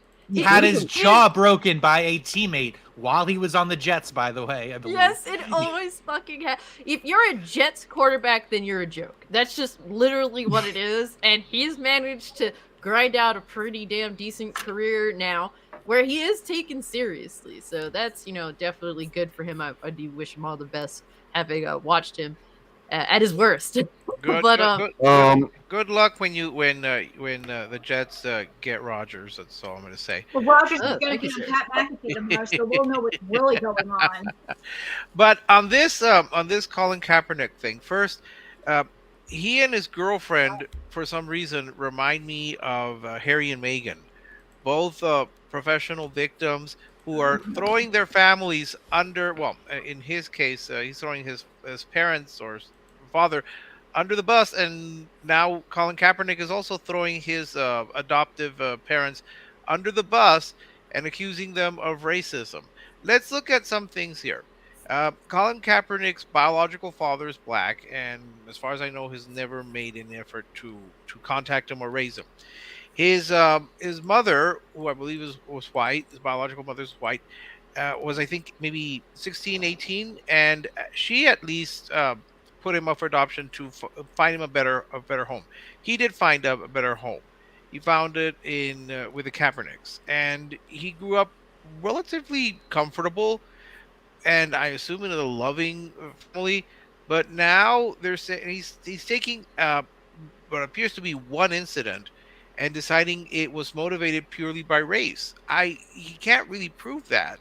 We'd have to ask Mrs. Kaepernick, and I feel bad for his adoptive parents who are being accused of something, considering that they actually adopted a biracial child. That's not something that was probably done. It's probably still something that's not done. I don't know what the actual percentages of adoptions for African American children or even biracial children versus Anglo children or Hispanic children, but if they want more adoptions from the African American community, it's time for the African American parents to step up. That is difficult considering the illegitimacy rate in the African American community is sadly very high. I don't know. I don't think, no matter what my parents have done, I mean, I love them and I honor them and I respect their memory. I'm sure I could come up or remember bad moments or fights that we had, but I'm not going to tell them, oh, you're awful people, you're racist or what have you. You respect your parents. I mean, you respect your parents and especially your adoptive parents, regardless of race. I feel bad for Mr. and Mrs. Kaepernick, who are being dragged through the mud needlessly so that he could continue his eternal grievances against the world and, of course, make some money off of it, just like Harry and Meghan are also doing the same. So just real quick before I let you guys go, Neo asked this question: who's worse, Kaepernick or Jussie Smollett?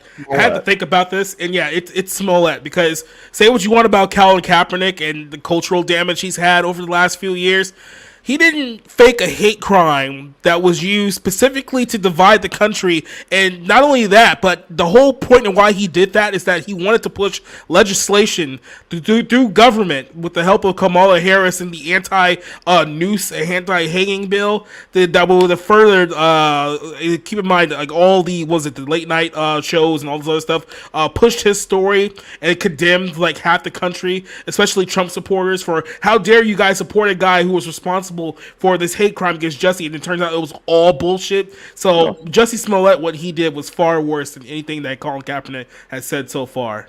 He also did it to further try to boost his career.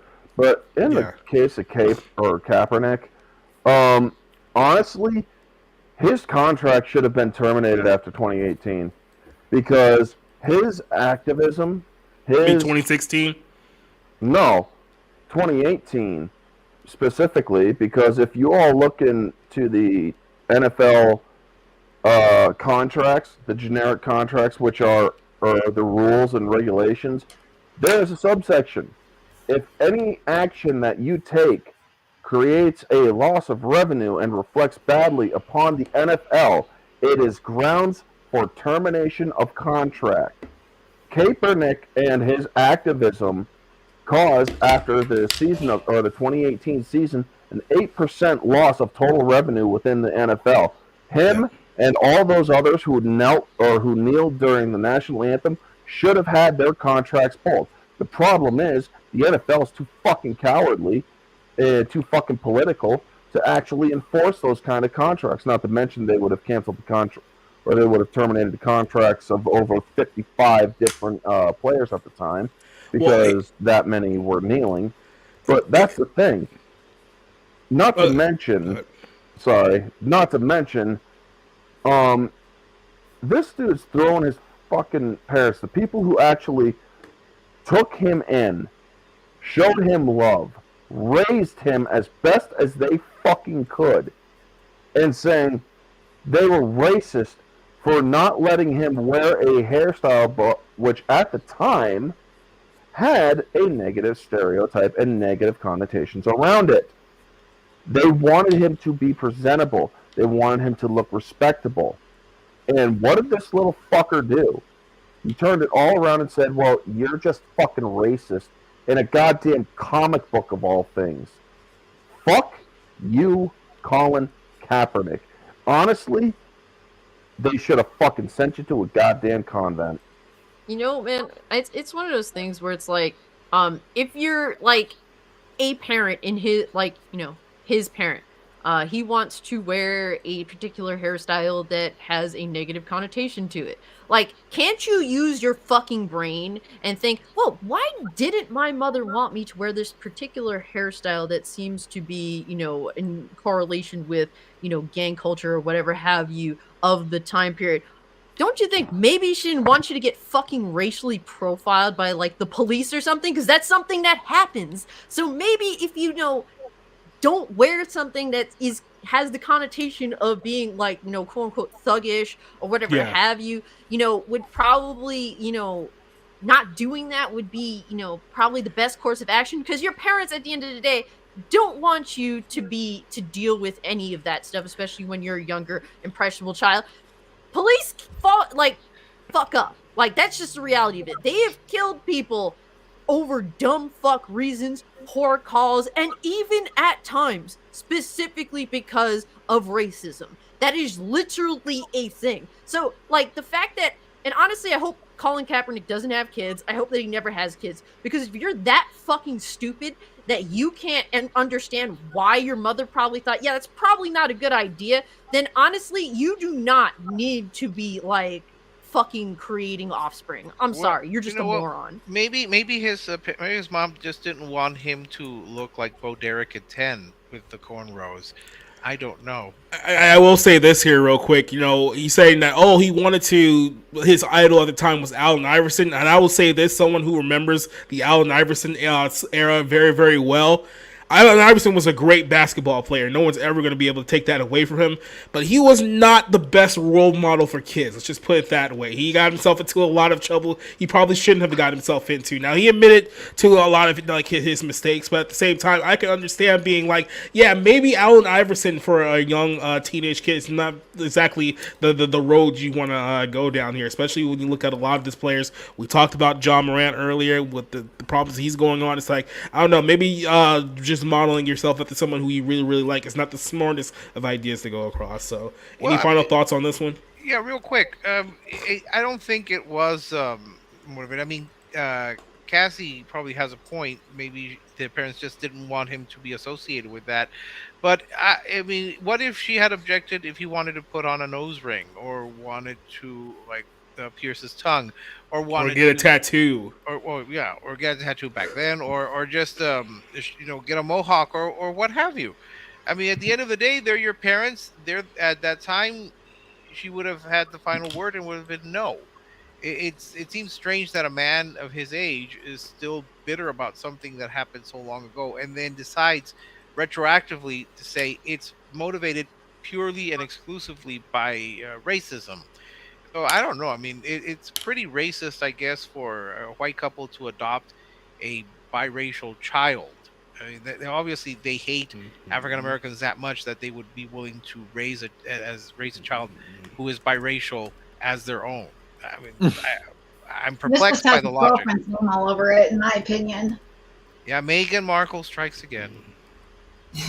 I But will there's, say, like- like, as a parent, like, there's just your kids do things that they don't understand how stupid they are sometimes. Okay, like, I mean, like, really, I love my kids, but we've been watching The Sound of Music lately, and we've come to understand that the Nazis were evil.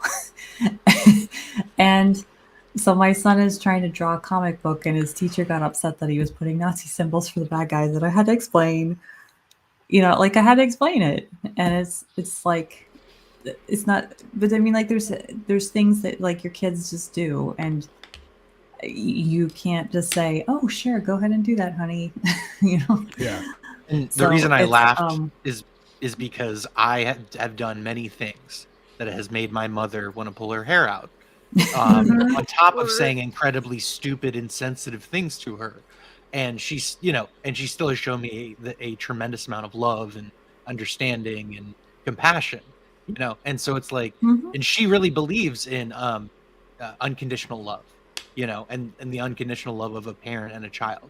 And so that's why that's so funny, because for me it's fundamentally true in my lived experience. So I didn't mean to cut you off.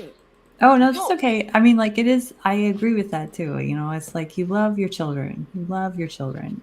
And the adopted stuff is still, they're born of your heart, and you love them, I don't think he should have said anything. Exactly. Yeah, Well, exactly. at the end of the day, let's put it into perspective. Colin Kaepernick literally threw his adopted parents under the bus for money. This is a piece of shit human being. Doesn't matter how much money this motherfucker has, I don't want to be friends with him. If you're willing to throw your own family under the bus for money, you are a piece of shit. It is even worse for him because he already has money. It's not like he's in a position where he needs money. He threw his parents under the bus. He's already a multimillionaire. Well, now he has to be like a Motherfuckers- martyr for the cause. The thing is, though, not for nothing, motherfuckers who think he's like the modern day Martin Luther King didn't get any fucking Nike deals. Martin Luther King truly knew what it was to suffer, and his demise, unfortunately, it is like living proof of what he had to suffer through and what his family had to suffer through at that time. So to compare this piece of shit human being to MLK, any other like truly respectable human being that actually suffered and sacrificed for their beliefs, this motherfucker is not even comparable. Same with Malcolm X, double for that too. Well, that's the thing, because they try to. You can tell by his image, he's trying to be like the modern day Malcolm X, and then people, because they're so drenched in racial idolatry, that they're actually buying into the fact that he's a modern day Malcolm X. Malcolm X turned away from his own movement. Does Colin Kaepernick know that the brother minister thought women became lesbians if men rejected them? Because that is what Malcolm X believed. Malcolm X also believed that Islam was the way to go until they found out that it wasn't. Well, no, I think that's my memory from the autobiography that I read, the autobiography of Malcolm X, where he assumed that an ex-girlfriend, I think, became a hooker and then a lesbian because he rejected her. So I'm not sure if the brother minister was completely accurate, but as my Democratic Socialist friend said, communist. We all have problematic parts. So I said, "Are you going to tear down his statue?" No. Yeah, he didn't kill 40 million people like the good communist is. So why we would tear down his statue? Yeah, because he wasn't a traitor like Robert E. Lee. But we'll keep putting Malcolm X statues up. Yeah, I We're think down this is Frederick kind of Douglass' just like statue, though. I think this is kind of like more proof, like the disavowing type thing of, and it does come down to identitarian sort of politics and eyeing everything through the lens of race. You know, it's just that is people are more than their skin color, obviously, and you know, it's just ridiculous that you can be that reductive. Anybody who really compares, there is no way that you can compare Colin Kaepernick to MLK, because MLK wanted to get rid of the stigma of looking at people through race or through a racial lens. He wanted people to, as he put it, judge not by the color or of one's skin, but by the content of one's character. Colin Kaepernick wants the absolute opposite of that.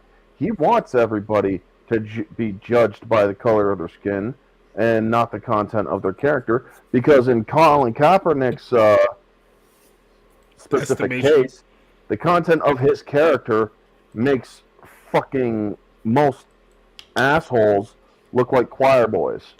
Well, I'll say this before we jump over to our next topic. If Martin Luther King was still alive today, he would be called a coon in his own community. That's how far we've moved from whatever they were preaching in the 1960s to where we are today. Like, this is not the same Black Lives movement Matter would whatsoever. have fucking assassinated him. Yeah, it probably did, because it's both run by the CIA. But we'll still over to Tom Cruise. So Tom Cruise missed the Academy Awards. It was like a big story over the weekend that he wasn't gonna show up. I personally think he didn't show up because he pretty much knew that they weren't going to award his movie with anything. Me, Rob, and Rick sat through almost 4 hours worth of the Academy Awards on Sunday night. There was a lot of liquor involved, and we basically saw everything, everywhere, all at once. It was like the first Asian movie to ever get Academy Award nomination and recommendation, even though Parasite came out like 4 years ago and people already forgot about that movie. But so he decided he was going to sit this one out. And it feels like ever since then, all of these reports have come out about why Tom Cruise didn't show up for the Academy Awards. Jimmy Kimmel did a whole thing about him not showing up for the Academy. I think there was supposed to be some kind of Scientology joke that was supposed to be part of the bit, and they said that, well, if he was actually there, we wouldn't have done that bit. So it's like there were some things going on behind the scenes that we didn't hear about, but now they're trying to, I guess, double down on this issue by saying that, oh, the reason why he didn't show up was because of Nicole Kidman and Judd Apatow and Scientology and all this other stuff that's coming out after the fact. But the original report said that the reason why he didn't show up was because he's still filming another movie, that he wouldn't be able to appear. James Cameron also decided he wasn't going to appear as well, but that was the official announcement. Then we got this Nicole Kidman rumor saying that because that they were a power couple in like the late 90s or somewhere around there, that he still has certain feelings about Nicole Kidman, and because she was there, he didn't want to be in the same building with her, which seems very odd that that's kind of came out of nowhere, that she was the reason why. Then you had the Judd Apatow rumor. I'm going to read here. It says that it said that there was a lot of jokes that was obviously aimed towards Cruise at the event. It said this was a reported decision by Tom Cruise seemingly came as a result of the Directors Guild of America, where Apatow took aim at Top Gun Maverick with some brutal jokes, and he believed that if Cruise removed himself from the situation in order to avoid further embarrassment from both Kimmel and from Judd Apatow. So that's another rumor that's been circling around. And then, of course, you have the people that were basically saying that, look, they didn't want Tom Cruise there because the reason why Top Gun didn't win a whole bunch of awards this time around is because the movie was the only one that made $1 billion. It was the biggest domestic film in the U.S., and it made Hollywood look bad. I kind of compare it to, if you guys have seen the movie Hot Fuzz, where Simon Pegg's character basically gets run out of the police academy because he starts to be so good that he makes everybody else look bad and they resent him for it.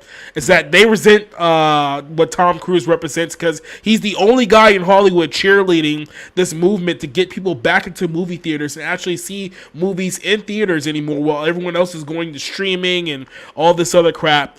And then people are actually being positive receptive to him for his films. Obviously, Mission Impossible 8, which is coming out this summer, is a hot film that everyone's looking forward to, especially off the back of like Top Gun. So they see that Cruz is in a position right now where he has a lot of power, especially with the audience, and they really don't like that, which is why they're trying to make you believe that no, Everything Everywhere All at Once was the movie last year. That's the one you should go see, even though it made what? Like I don't know. It's like 10%. He's probably highballing it compared to what Top Gun made. But Rob, what do you think of this whole thing with Tom Cruise essentially trying to see his way out of Hollywood? Is there any real dissension between him and the more elites in the Academy right now? Well, I don't know if it's a systemic thing Hollywood has been going through over the last 20 years, Yeah. but it seems like the movie star is dying. In fact, is probably dead. And what I mean by that is not necessarily the talent or whatever, but just people that can open movies, people that will get butts in seats, people that, Keanu Reeves has been successful as of late with the John Wick series, certainly. But I don't know that he's consistently going to drive people to the audience the way Tom Cruise has shown at least the last 10 years, if not longer. Because, I mean, he had some lulls in his career. He had some really bad movies that he made, like Night and Day, which was made by James Mangold, who is a very good director, who made Ford versus Ferrari. So again, it's just it'll be interesting to see going forward how long he can sustain this at his age. There was an interview recently where Keanu Reeves talked about Tom Cruise and how what he does compared to what Cruise does is like playing around in the mud. You know what I mean? With where Tom Cruise is sort of leaping off buildings and hanging onto airplanes and skydiving and doing all these kind of, breaking his ankle, getting the shot, getting the one scene right in the last Mission Impossible. It's things like that where it's like, and you take that and you add it to the success of Top Gun Maverick at the box office last year, and it's just been an insanely successful run for Tom Cruise since the 80s. He's been really the only consistent movie star over that time period up until the current day. Yeah. And so again, I don't know if Hollywood just resents him for that and kind of makes the rest of them look bad, considering the lack of box office returns we've seen not only last year but the 2 years that preceded it. Yeah, I certainly think that's a possibility. So, I'm not the biggest fan of the stuff he does generally, but there's really no question about how good he's been for Hollywood, for the movies in general, and for the movie-going experience at the movie theaters. Well, maybe it's because he doesn't identify as a minority, like NPR said about, oh God, who was it? Michelle Yao? Did you guys see that? Yeah. I was like, everyone on Twitter, including I think it ignited the internet. I was just like, God, who says identify as Asian? And they tried to bring up this bullshit argument about her hiding her identity and shit like that, her race and shit like that. I'm like, no, it's only 2 outlets that said this. There's no fucking excuse for this. Yeah, it's poorly worded, and it's based on an actress, Merle Oberon, who was nominated back in the 30s. She, I think, either discovered or kept hidden the fact that she was part Indian and part Maori. It was a very sordid beginning for her.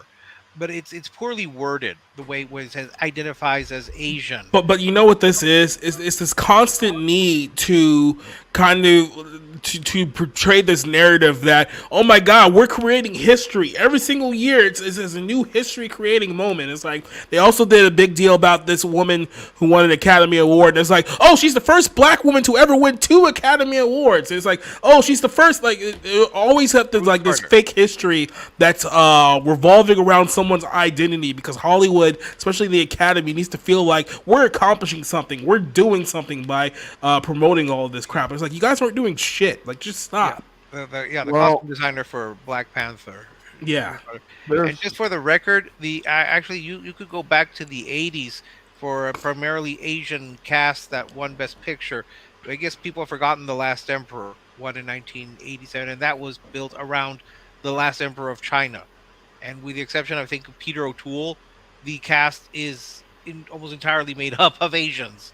Well, So Parasite won too. Remember? yeah, Yeah, but we just mentioned that. but Last Emperor was in '87, I believe. So it's been going on since probably when you guys were kids. So I don't know what they're talking about. This is the first Asian cast. This Wasn't is that way also behind. funded by China, by the country of China? Yeah, they Last wanted, Emperor? or No, it I was do the not. propaganda. I do not believe. I do not believe that they funded. They allowed filming inside the Forbidden City. They were the first Okay, I Western. think that's what I was remembering. The Yeah. first Western company to do that.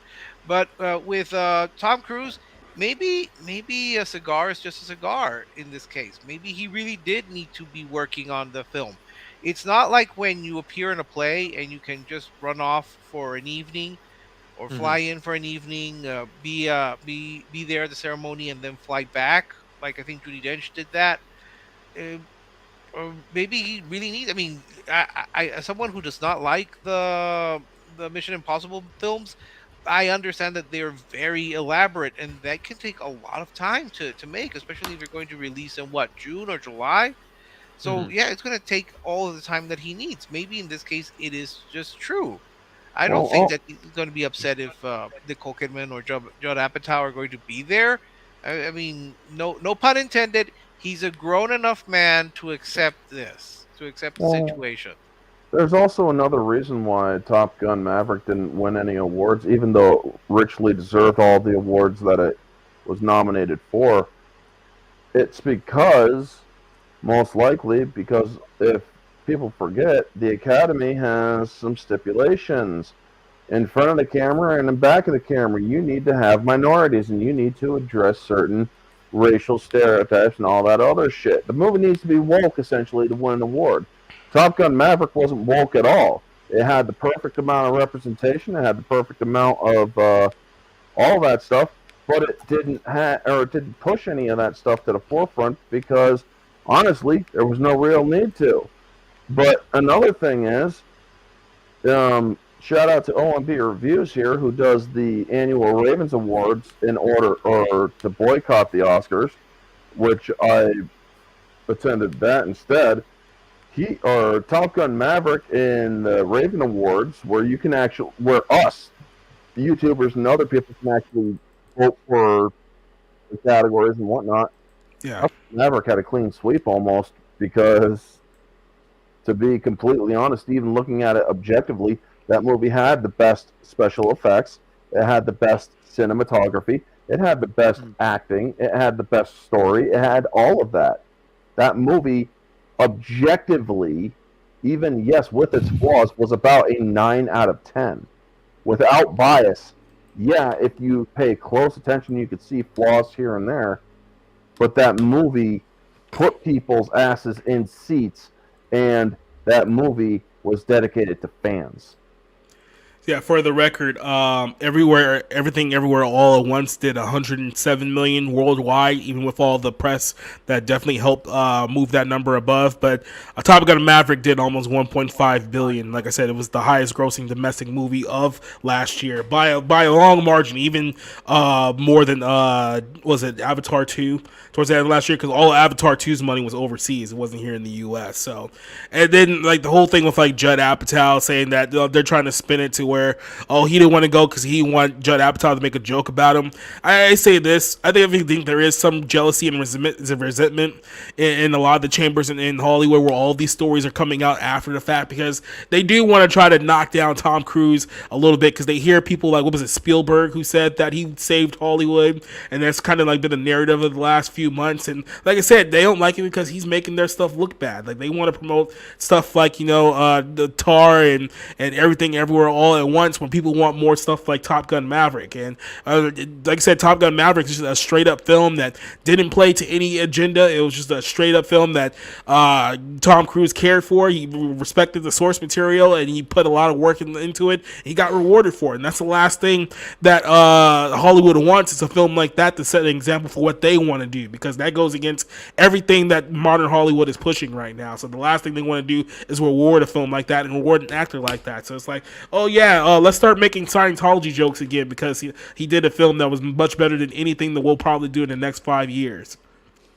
Yeah, I mean, look, we've heard stories of Tom Cruise like like popping off on set and shit. Like he takes the filmmaking process extremely seriously. So if he, had to adhere to, his responsibilities on his side of making his upcoming film, then I believe it because he's shown that he doesn't fuck around with that. But also, I mean, hey, maybe the simple reason is Tom Cruise doesn't even find the Oscars to be relevant anymore. They've pretty much dodged him at every point they possibly can. So I mean, and who, people don't really watch this shit anymore. They don't care. They don't. So like, I wouldn't blame him if he just like, fuck it, who cares? Show up for that. I'm Tom fucking Cruise. My work speaks for itself, especially last year when everything was absolute dog shit. And yeah, Hollywood does want everything to be mediocre. That way, everything's just the same. Yep. And then they were also making the joke that everything was a sequel or like some kind of like a continuation of like another film, and it's like, yeah, people don't want to see original films like The Woman King, and people don't want to see original films like Till. It's like, yeah, no one wants to see fucking depressing race based fucking dramas that are also pretty shitty too, especially with The Woman King. You notice this too, they didn't nominate that film for Best Picture, but they thought that they can get away with it by saying, well, if we praise it enough, we can make it seem like it was a big snub that didn't get nominated. It's like, no, you guys know why you didn't nominate that movie. So, and there was a big PR push. You know that people's agents got together of what was it, the director of Till and the director of The Woman King, to be like, hey, say that it was racist that you didn't get a nomination or blah blah blah. And that's what's so embarrassing, is that you would be part of the creative process, that you would attempt to create something honest and true, to your creative perspective, and then you would throw that process under the bus to basically be like, it's racist that I didn't get an Academy Award nomination when there was that, and this is supposed to be a field that you respect and love, and supposedly respect all the other artists who contributed work throughout the year, no matter how bad it was, by the way. You know what I mean? You show a complete lack of respect for that. And so I just don't understand anybody that would do that. Is it simply for the attention or the fame because nobody saw your movie otherwise? No, because they believe that what they created was so masterful that either the audience or the Academy rejecting them, there had to be an ulterior motive. You look at something like Till, a movie that I actually gave a mildly positive review to. People kept saying about Daniel Deadwyler that it was like this greatest performance ever in the history of all mankind. I said, no, it's not. So when she wasn't nominated, they said, oh, it must be purely because she's a black woman. The same with The Woman King and Viola Davis. It was motivated purely by racism. That is now their default answer to everything. It must be racism. And I've said this before. Prove it. Find me the Academy member who saw what they would say is the greatest screen performance in the history of all cinema, Daniel Deadwyler and Till, and say, you know what, I'm still going to put Andrea Riseborough because she's a white woman, and obviously I hate all black people. If they can find this Academy member, let's expose them. But they can't. They have to resort to, oh, it's racism. I'm honestly surprised that people aren't saying Angela Bassett lost for, have I not given everything? Purely. Oh no, the talk was about her reaction when Jamie Lee Curtis won, and how she kind of just gave like the stink eye because she was expecting her name to get called and it didn't, so she was the only one who had a non-reaction to that. No, I don't think her name should have been called, and I'm glad it wasn't. Not that I was thrilled for Jamie Lee Curtis, but why? I'm surprised that people aren't saying, "Oh, they voted for the white woman and not the black woman or the Asian woman." Because of racism. No, maybe it's not. I think I shared with you guys that was it EW article where they talked to the anonymous voters, and the actor saying, said, no, the reason we didn't pick you, sweetheart, was because we took a vote and you weren't in the top 5 ultimately. And this mysterious actor, there was someone that I follow on Twitter, and this person says, oh, we need to expose this person for the racist, sexist that he is. This person, this actor who identifies liberal but is objecting to the woke, They were demanding that this person be exposed and shamed, and I guess it's kind of like one of those, what do you call it, struggle sessions that Chairman Mao created during the Cultural Revolution, so they could be publicly humiliated. It's just irrational. You can't just keep saying racism is the cause or the reason for XYZ. And again, bringing Chairman Mao into this, remember the last emperor had a primarily Asian cast. So you can't say that Everything Everywhere All at Once or even Parasite were the first ones. The last emperor has it beat by a good, 20, 30 years. Well, the problem with these arguments about like, oh, it was racist, we're talking Best Actress is probably the most competitive field of the major awards this year. Like, I honestly believe it was the closest, just because in terms of the good performances of the nominees, you know what I mean? Like, Andrea Riseborough had to be pushed at the last minute, and she got in, and that means she got more votes than what's her name, Danielle Deadwyler And Viola Davis, yes. So it's just like that's what I don't understand. You want to nominate these people for the color of their skin, because I'm sorry, Till was a TV movie in terms of quality. That is not a theatrical production, at least in my eyes. So the fact that they didn't get nominations didn't surprise me at all. So I just think people are losing perspective or are just being dishonest on purpose. No, they just find it easier to blame an outside exterior factor. Look, Till wasn't a Till. The thing with Till and Andrea Riseborough is that Till probably had a bigger marketing budget than To Leslie, and The Woman King probably had a lot of people trying to spin nominations, releasing all those for your consideration ads, and yet it came to nothing. So what do? They blame racism. They blame Andrea Riseborough. They blame Frances Fisher. Apparently, she had the power to cancel 2 actresses, or one of which, Viola Davis, who's already an Oscar winner. They had that power She had that power to crush her dreams of being the second black woman to win an Academy Award in the leading actress. It was an insane idea. But it's just easier. It's easier to blame race or sex or sexual orientation or what have you than to say, you know what, we ultimately chose other people. This was a very diverse slate of nominees in all the acting category. Two of the four winners were minorities. So I'm perplexed as to why they keep going on about, oh, it's purely racism. No, it's not. As we said with the Kaepernick story, it's all about projected racism. It's like, I view that this minor inconvenience in my life was fueled by racism, and this is what they use to accuse everyone in the world of being racist and sexist and just blah and blah and blah. Like, this is the entire mindset of how we got here. So I got one more story here, then we can wrap things up. This is our closer for the night, and let's talk about Brie Larson, because there was a story that broke last week that the reason why the Marvels, aka Captain Marvel 2, is having so much trouble behind the scenes right now is because of, Brie Larson, because she's not happy about the way that the production is going. Now, whether you choose to believe this story or not, because I personally feel like they had to do some reshoots, because after Ant-Man 3 bombed, and it has bombed, like, at this point they're not going to make $500 million, which means that at the end of the day you're probably going to end up losing anywhere between $150 million from that movie alone. That they're like, well, we can't afford 2 major MCU bombs in 1 year, so they're trying to do whatever they can to save this film. But behind the scenes, according to this rumor, Brie Larson has a problem because she's not happy with being relegated in her own movie. So, as you know, the Marvels, which is the sequel to Captain Marvel, which is going to star Miss Marvel and Monica Rambeau alongside with Brie Larson, has been pushed back from July 28th to November the 10th. So it's going to be now a late fall release.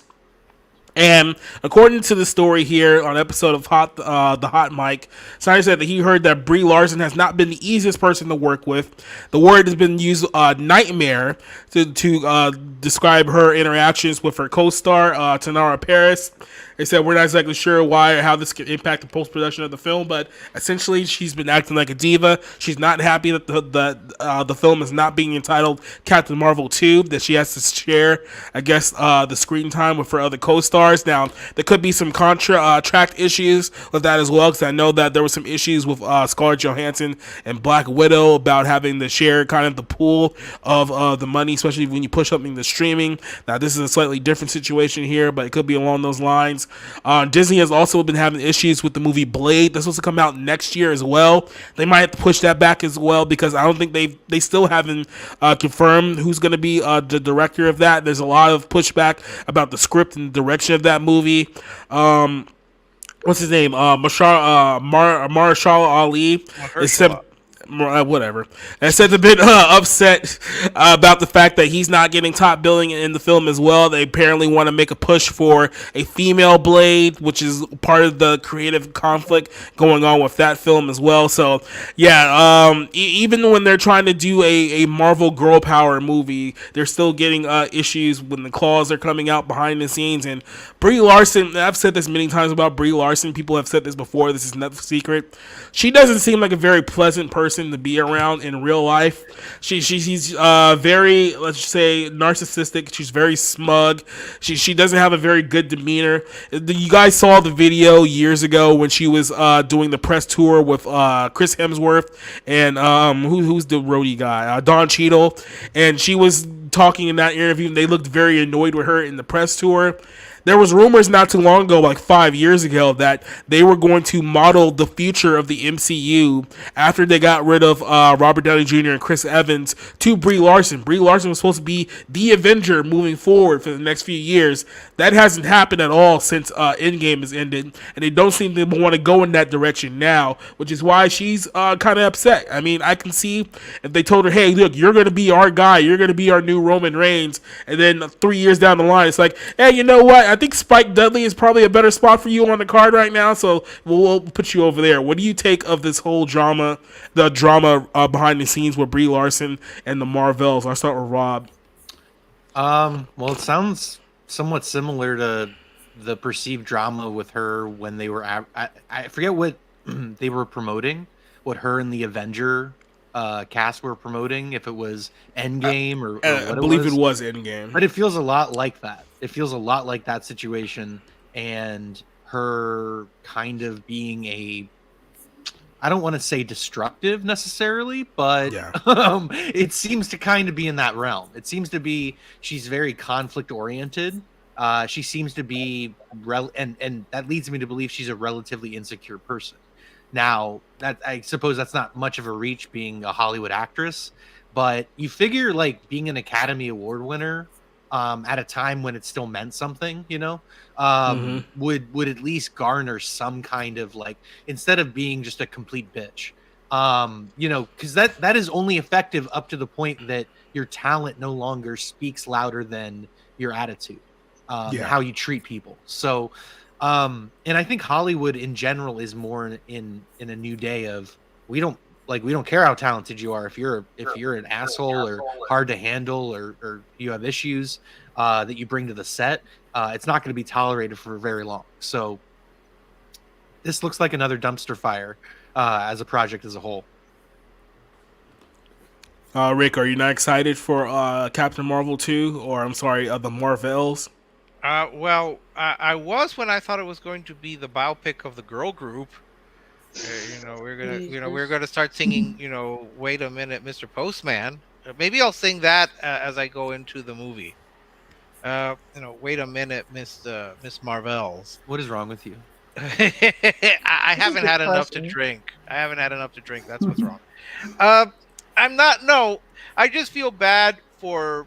We're talking about Seth Rogen and all the people that work. Yeah.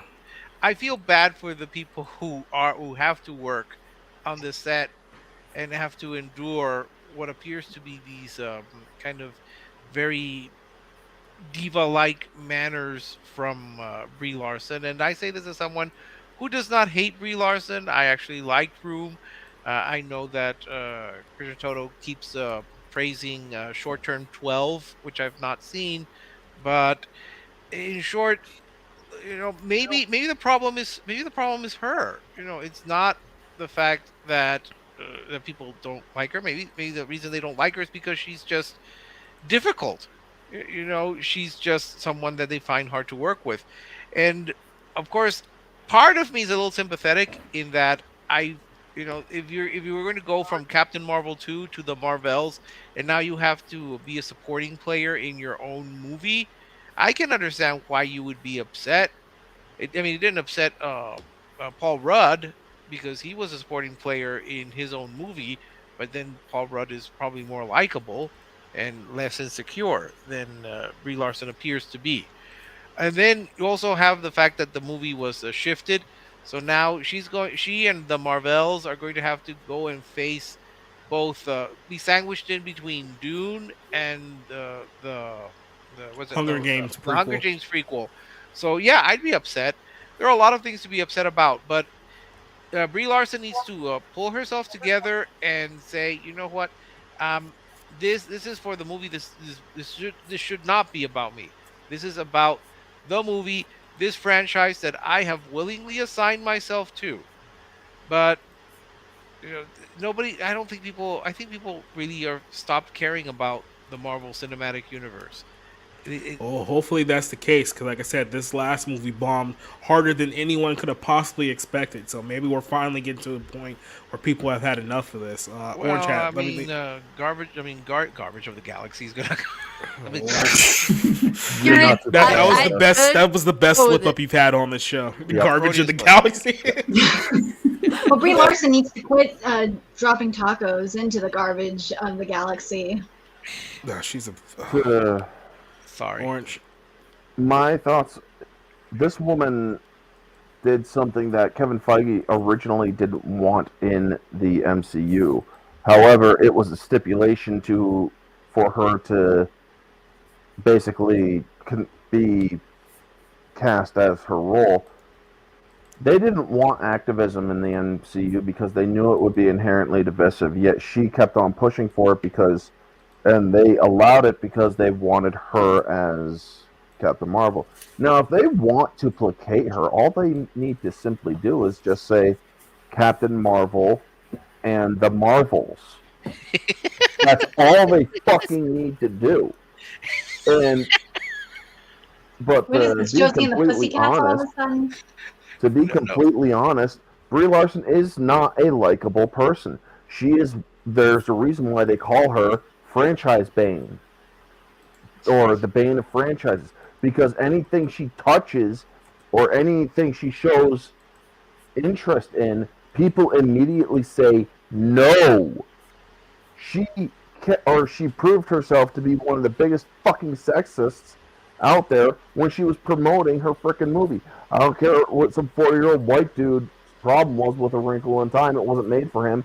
Oh, and that was just the patriarchy raining on my parade, yada, yada, yada. And yes, it was set up for her to be the new face of the MCU. In the movie Endgame, you have Stark saying, "You're needed, you're new blood," yada, yada, yada. That was basically them trying to set that up, except, well, people don't like her. And now, after they've seen her do her own fucking movie, which was god-awful, thank God I never watched it, that unicorn store thing, it's like... it was bad, dude. It was bad. No. I mean, Which one? Which one? The Unicorn Store. It actually That came out like Netflix 2 one, right? years before Yeah. it came on Netflix. It was that. Yeah, it actually I mean, came out. I never heard of it. She's also proven in the thing that you mentioned, Jake, the interview with Chris Hemsworth and Don Cheadle, to be very unlikable with the cast. And the cast eventually had to say, "Oh no, she's great, she's great, she's great," because they had to save face, because that, believe it or not, that interview actually was not supposed to go viral the way it did. And she just couldn't help but needle them and couldn't help but frickin' push the shit, and it's like it turned into a fun little strongest Avenger versus new Avenger kind of thing. into an actual, okay, what the fuck are you trying, or Jesus, you're really sounding like a bitch. Yeah. And they don't like that. People catch that, and it's like, boy, she really doesn't seem very likable. Every time there's a goddamn Nissan commercial, it reminds me that I miss my old Nissan, but I'm glad I'm not buying a new one. It's okay. They've gone to shit anyway. If you look at the Yeah. good like quality, scores. So Well, I'm sorry when you mentioned calling it Captain Marvel and the Marvels. All I kept thinking is we've gone from the Marvelettes to Diana Ross and the Supremes. So I mean, if they really want to placate Hold it, up. that's all What they is really that need to do. supposed to mean? Oh shit! Oh shit! You triggered her. What is that supposed Now to she's mean? triggered. Gonna be it's all supposed to staying with mean it. that Miss Ross is a bit of a diva. And Star, right? The And Star. she is well, yes, she's a diva, and she's a legend. Come on, she's a legend. I love Miss I would Ross. love for like a video that you're just on thin ice right now. Even if I can't look her directly in the eye, and I always have to address her as Miss Ross, yeah, I love her. listen, Forrest Whitaker really loved her in Phenomenon. the last thing that I have to say about Brie Larson is that it was a mistake to elevate her to anything close to a like leading, like A-list actress or leading lady actress just because she won a fucking Oscar. Because she sucks. She's awful. And the fact that she was inflated to any kind of higher level than she was already at is a nightmare. Because if you look back, Brie Larson was like, what? Was she in a band? Didn't she have an album out? Yeah, There's she all was this trying weird to be a shit from pop her singer. teenage years or whatever. Yeah. Well, she was a Disney Channel star too. Okay. A cartoon plank of wood has more range than that woman. Yeah. Really? And it's a named very Plank. bland. Natural Plank from Ed and Eddie. She's Yeah, a very and its bland name was white girl Plank. next door, Well, that's just what happens when Kevin Feige promotes someone from the couch. But yeah, I mean, When it comes to Brie You're Larson, not wrong. It says a lot when they're trying to essentially, not make her the star of her own movie, due to just how she is as a person. This is an Oscar-winning actress that they're toning the fuck down in her own movie. So, that says a lot, especially when you look at some of the most insufferable human beings in Hollywood, like Marlon Brando, that were still desired. Yeah, but they were names. Marlon Brando at least was a recognizable name. He could command what was it, $10 million for 5 minutes in Superman. But he was a name, even though he was pretty bonkers. Brie Larson doesn't have that excuse. I mean, bless her. I mean, That's why they won an keep putting her Oscar. in different commercials all throughout TV, because they want to try to elevate her and give her more status. But it's interesting. If she was supposed to be the face, the little face of the new series of MCU films, why did they relegate her to such a almost basically a cameo in those Endgame, Infinity War films? She should have played a larger part if she's going to be the face of the They franchise. reduced her role because of her frickin' stupidity for Endgame. She actually had a bigger role in it, and they actually reduced it because she opened her mouth. That's that again. At a certain point, someone needs to tell her, "It's you." They should tell her, "Baby, it's you." Sha-la-la-la-la. Yeah, that completely agree, Rick, because it's like, sorry, honey, but you are literally your own worst enemy. You are constantly freaking doing and saying things that is making all of us look bad. Maybe if you put aside your ego, we don't care if you won an Oscar. We don't care if you suddenly develop the bubble butt from your YouTube channel. We don't care about that. What we do care about is the image you are giving us. The image you are giving us is that you're a fucking cunt. Good luck telling a white woman in Hollywood that she's the problem. So I mean, she reminds me of Vegeta from frickin' Dragon Ball Z Abridged. What about me? I'm a big deal. Well, we'll see how it goes, because remember, this movie is coming out after Doom Part 2. If it does, it better better top that. It's going to get smashed. No, I mean, it's going to get smashed. We're going to see if that movie fails to open at number one and fails to take Dune down. It's going to be not just bad for Brie Larson herself. It's going to be bad for the MCU. Wait, Rick. When? Yes. So this is December? No, November. No, November. November. Okay. Dune 2 is coming out, and then a week later, it's the rescheduled Marvelettes or whatever it is. It's going. It is so. If this, I don't know if this will be the first time, if it happens, that an MCU film fails to open at number one. Because listen, as much as people on this panel may dislike Dune or Dune Part 2, that movie was a massive hit, and the first one, and that movie has a lot of recognition, and it even has an Oscar nominee, another Oscar nominee in Austin Butler, and he should have won, by the way. But I would take that bet. I would say that Dune will win in the second weekend. There's no way that the Marvel, whatever the fuck it's called, is going to open ahead of it. If it opens at number 2, I don't know if this would be the first time that a Marvel movie fails to be the number 1 film that week. So it's going to reflect poorly on both Brie Larson, already for her reputation, and it's going to reflect poorly on the MCU, because people will have to stop and say, why isn't a movie that should have been number 1? Why is it number 2? For what it's worth, I liked Dune.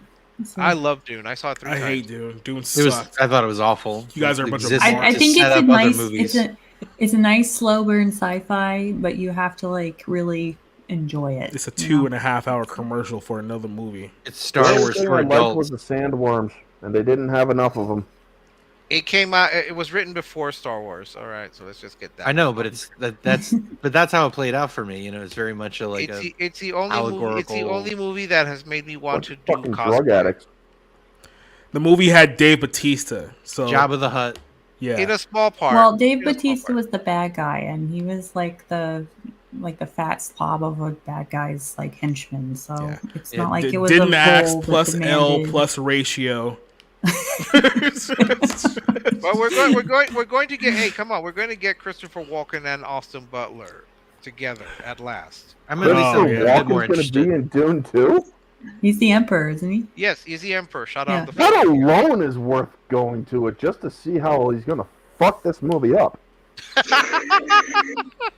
Yeah, I personally think Denis Villeneuve has been on kind of a downward trajectory since Sicario came out in 2015, but he's still one of the best directors working today. He doesn't have Taylor Sheridan's writing to carry him to the finish line anymore. So all are awful. I mean, you also got that the MJ Dark from Spider-Man in this movie too, don't you? Yeah, Zendaya. Oh yeah, I forgot her fucking name, so that's why I went MJ Dark. So it's Well, hey Mephisto, you picked the perfect time to join us because we're literally going to wrap things up right now. So I want to thank everyone for joining us here. But before we sign off, let's go ahead and give everyone a chance to promote what you guys got coming up. Let's start with Mr. Orange Hat here. What do you got coming up, my friend? Well, tomorrow night I am talking Boondock Saints 2 with my friend Mara Jade over on her channel Jade Shadow. Next week I got my third mystery review for March, which is the hint is Arthurian, and March's reviews are Irish or green themed, so those are some pretty big hints if you really think about it. Don't say it out loud if you know it. Also, I do guest choice reviews if anybody wants to join my channel or go onto my channel to talk about a movie that you really enjoy. You get to pick the time, the place, and the movie, or the time, the date, and the movie. All I get to pick is the place, and I pick my channel. So, yeah. Also, I am trying to get more content out so I can get my watch hours up because I'm stuck around 3,100 hours. And I'm trying to get more shorts out for people to get a few more laughs out because why not? People can use more laughs. I've been doing a lot of snipes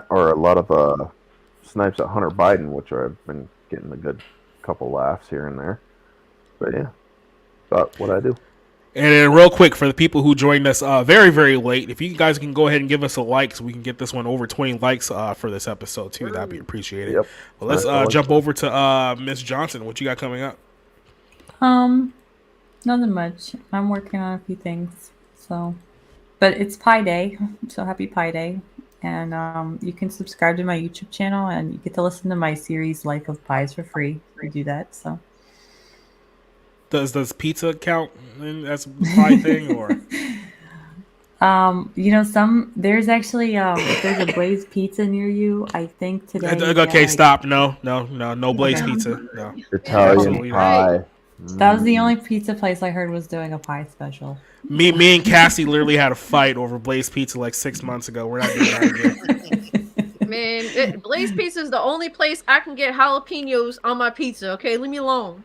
That's sad. That's not a pizza topping. So. Jesus Christ, you're from fucking New York. As a Mexican, Jesus I Christ, can't endorse jalapenos on pizza. Jalapenos are an everything topping, sir. Okay, fine. No, I'm Mexican and I don't say so. You're barely Mexican, okay? What do you mean barely? My mom, I can show her. I can show you your naturalization paper. White bread. Is there a Mexican word for Uncle Tom? Oh no! Yeah, it's Uncle Julio. Oh my God! Puta? Does that count? No, Tío Tomás. Yeah, what's a sellout Mexican? Like, okay, save us from wherever the hell is going on right now. Well, you can catch me on my YouTube channel, Nerdigans Inc., where I cover manga and anime and all sorts of crap in between. On Bounding into Comics, I've been, for the past couple of days, torturing myself as I've been covering the trans activists harassing a Japanese actress and the Silent Hill creature designer / creative director because he retweeted a tweet that featured Matt Walsh. So stay tuned for those, as well as more anime news that's coming out on Bounding into Comics as well. So stay tuned. All right, hopping over to Cassie. What you got coming? Also, have the Two Wheels for Feels podcast this Thursday, 8 p.m. That's always fun. Talk about entertainment of all sorts. So if you'd like to engage in that and hang out with me and my personal friend group, follow me on YouTube, Cult Classic Cage. And if you want to talk to me personally, you can always hit me up on Twitter, Cult Classic Cage. All right, Mr. Rob Motto, you're next. All right. Well, so it's a pretty late rest of the month. We got Shazam sequel coming up this weekend, and then John Wick 4 on the 24th. So I'm going to get reviews for those two movies out. But I also baseball season's coming up, and I started with Bull Durham, and I think I'm just going to like kick around different baseball movies leading up to opening day, which I think is in the first couple days of April. So I'll be reviewing some baseball movies and getting those out here between now and the end of the month. And I have a lot of other stuff I need to get out. I still have my Any Given Sunday review I need to write from Super Bowl Sunday, which I immediately got sick after. So that was awesome. And then I'm also in the middle of watching some John Woo movies, which is a big inspiration for Max Payne, the video game, which I'm a big fan of. And I'm trying to sort of get in the mindset of the sort of action that's oriented in those movies. So other than that, just check out my Twitter that's at the bottom of the screen. All right. And then finally, Rick, what you got coming? All right. Well, I've just got more reviews to write. I'm also going to force myself to work on the 95th Academy Awards, like ranking my best pictures with a few new ones that have won since the last time I updated that list. So just that. Also, I've got Shazam, and in terms of work for my site, Rick's Texan Reviews or Rick's Cafe Texan, that's pretty much it. Just keeping up with the reviews and watching Shazam. I already got my ticket, so I'll be eagerly, rushing to the theater to see that. Somebody has to. No. What I got coming up? So tomorrow we'll be on the Black Pill stream. Myself, Spencer, John, Josh, Sider. We'll talk about some of the big stories of the week tomorrow. I haven't completely decided if we're going to be doing the UFC stream on Saturday because I know it's going to be an afternoon thing because they're in the UK. So we're going to have to see how the time zones work out. So that one's still up in the air. We're figuring things out. Next Monday, obviously, we're going to be doing the the movie review for Shazam 2 and for The Nice Guys, and then we'll be back here on Tuesday night, next Tuesday, with the biggest stories of the world of the week in the world of entertainment. Hopefully, people don't get upset about my next review that I'm going to post on Bounding in the Comics. So yeah, go read those ones. I also had the 65 review, which got no traction whatsoever because everyone was too busy screaming about it.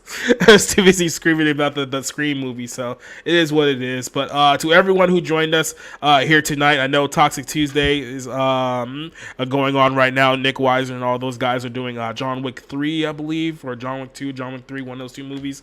But to everyone who joined us tonight, Alice vs. Evil, Mephisto, what was that?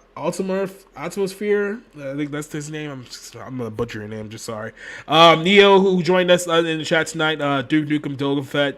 JEC, who joined us. Drax the Clown was with us tonight. DK. Edmund, who was here earlier tonight.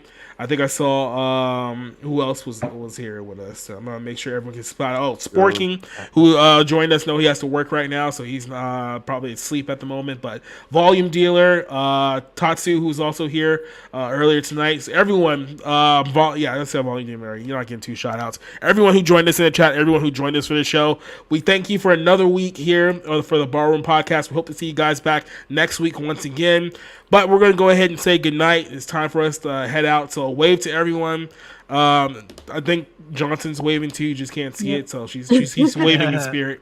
All the Brie Larson talk made me fall asleep. Yeah. So good night, everyone. We'll see you next week. Adios. Bye.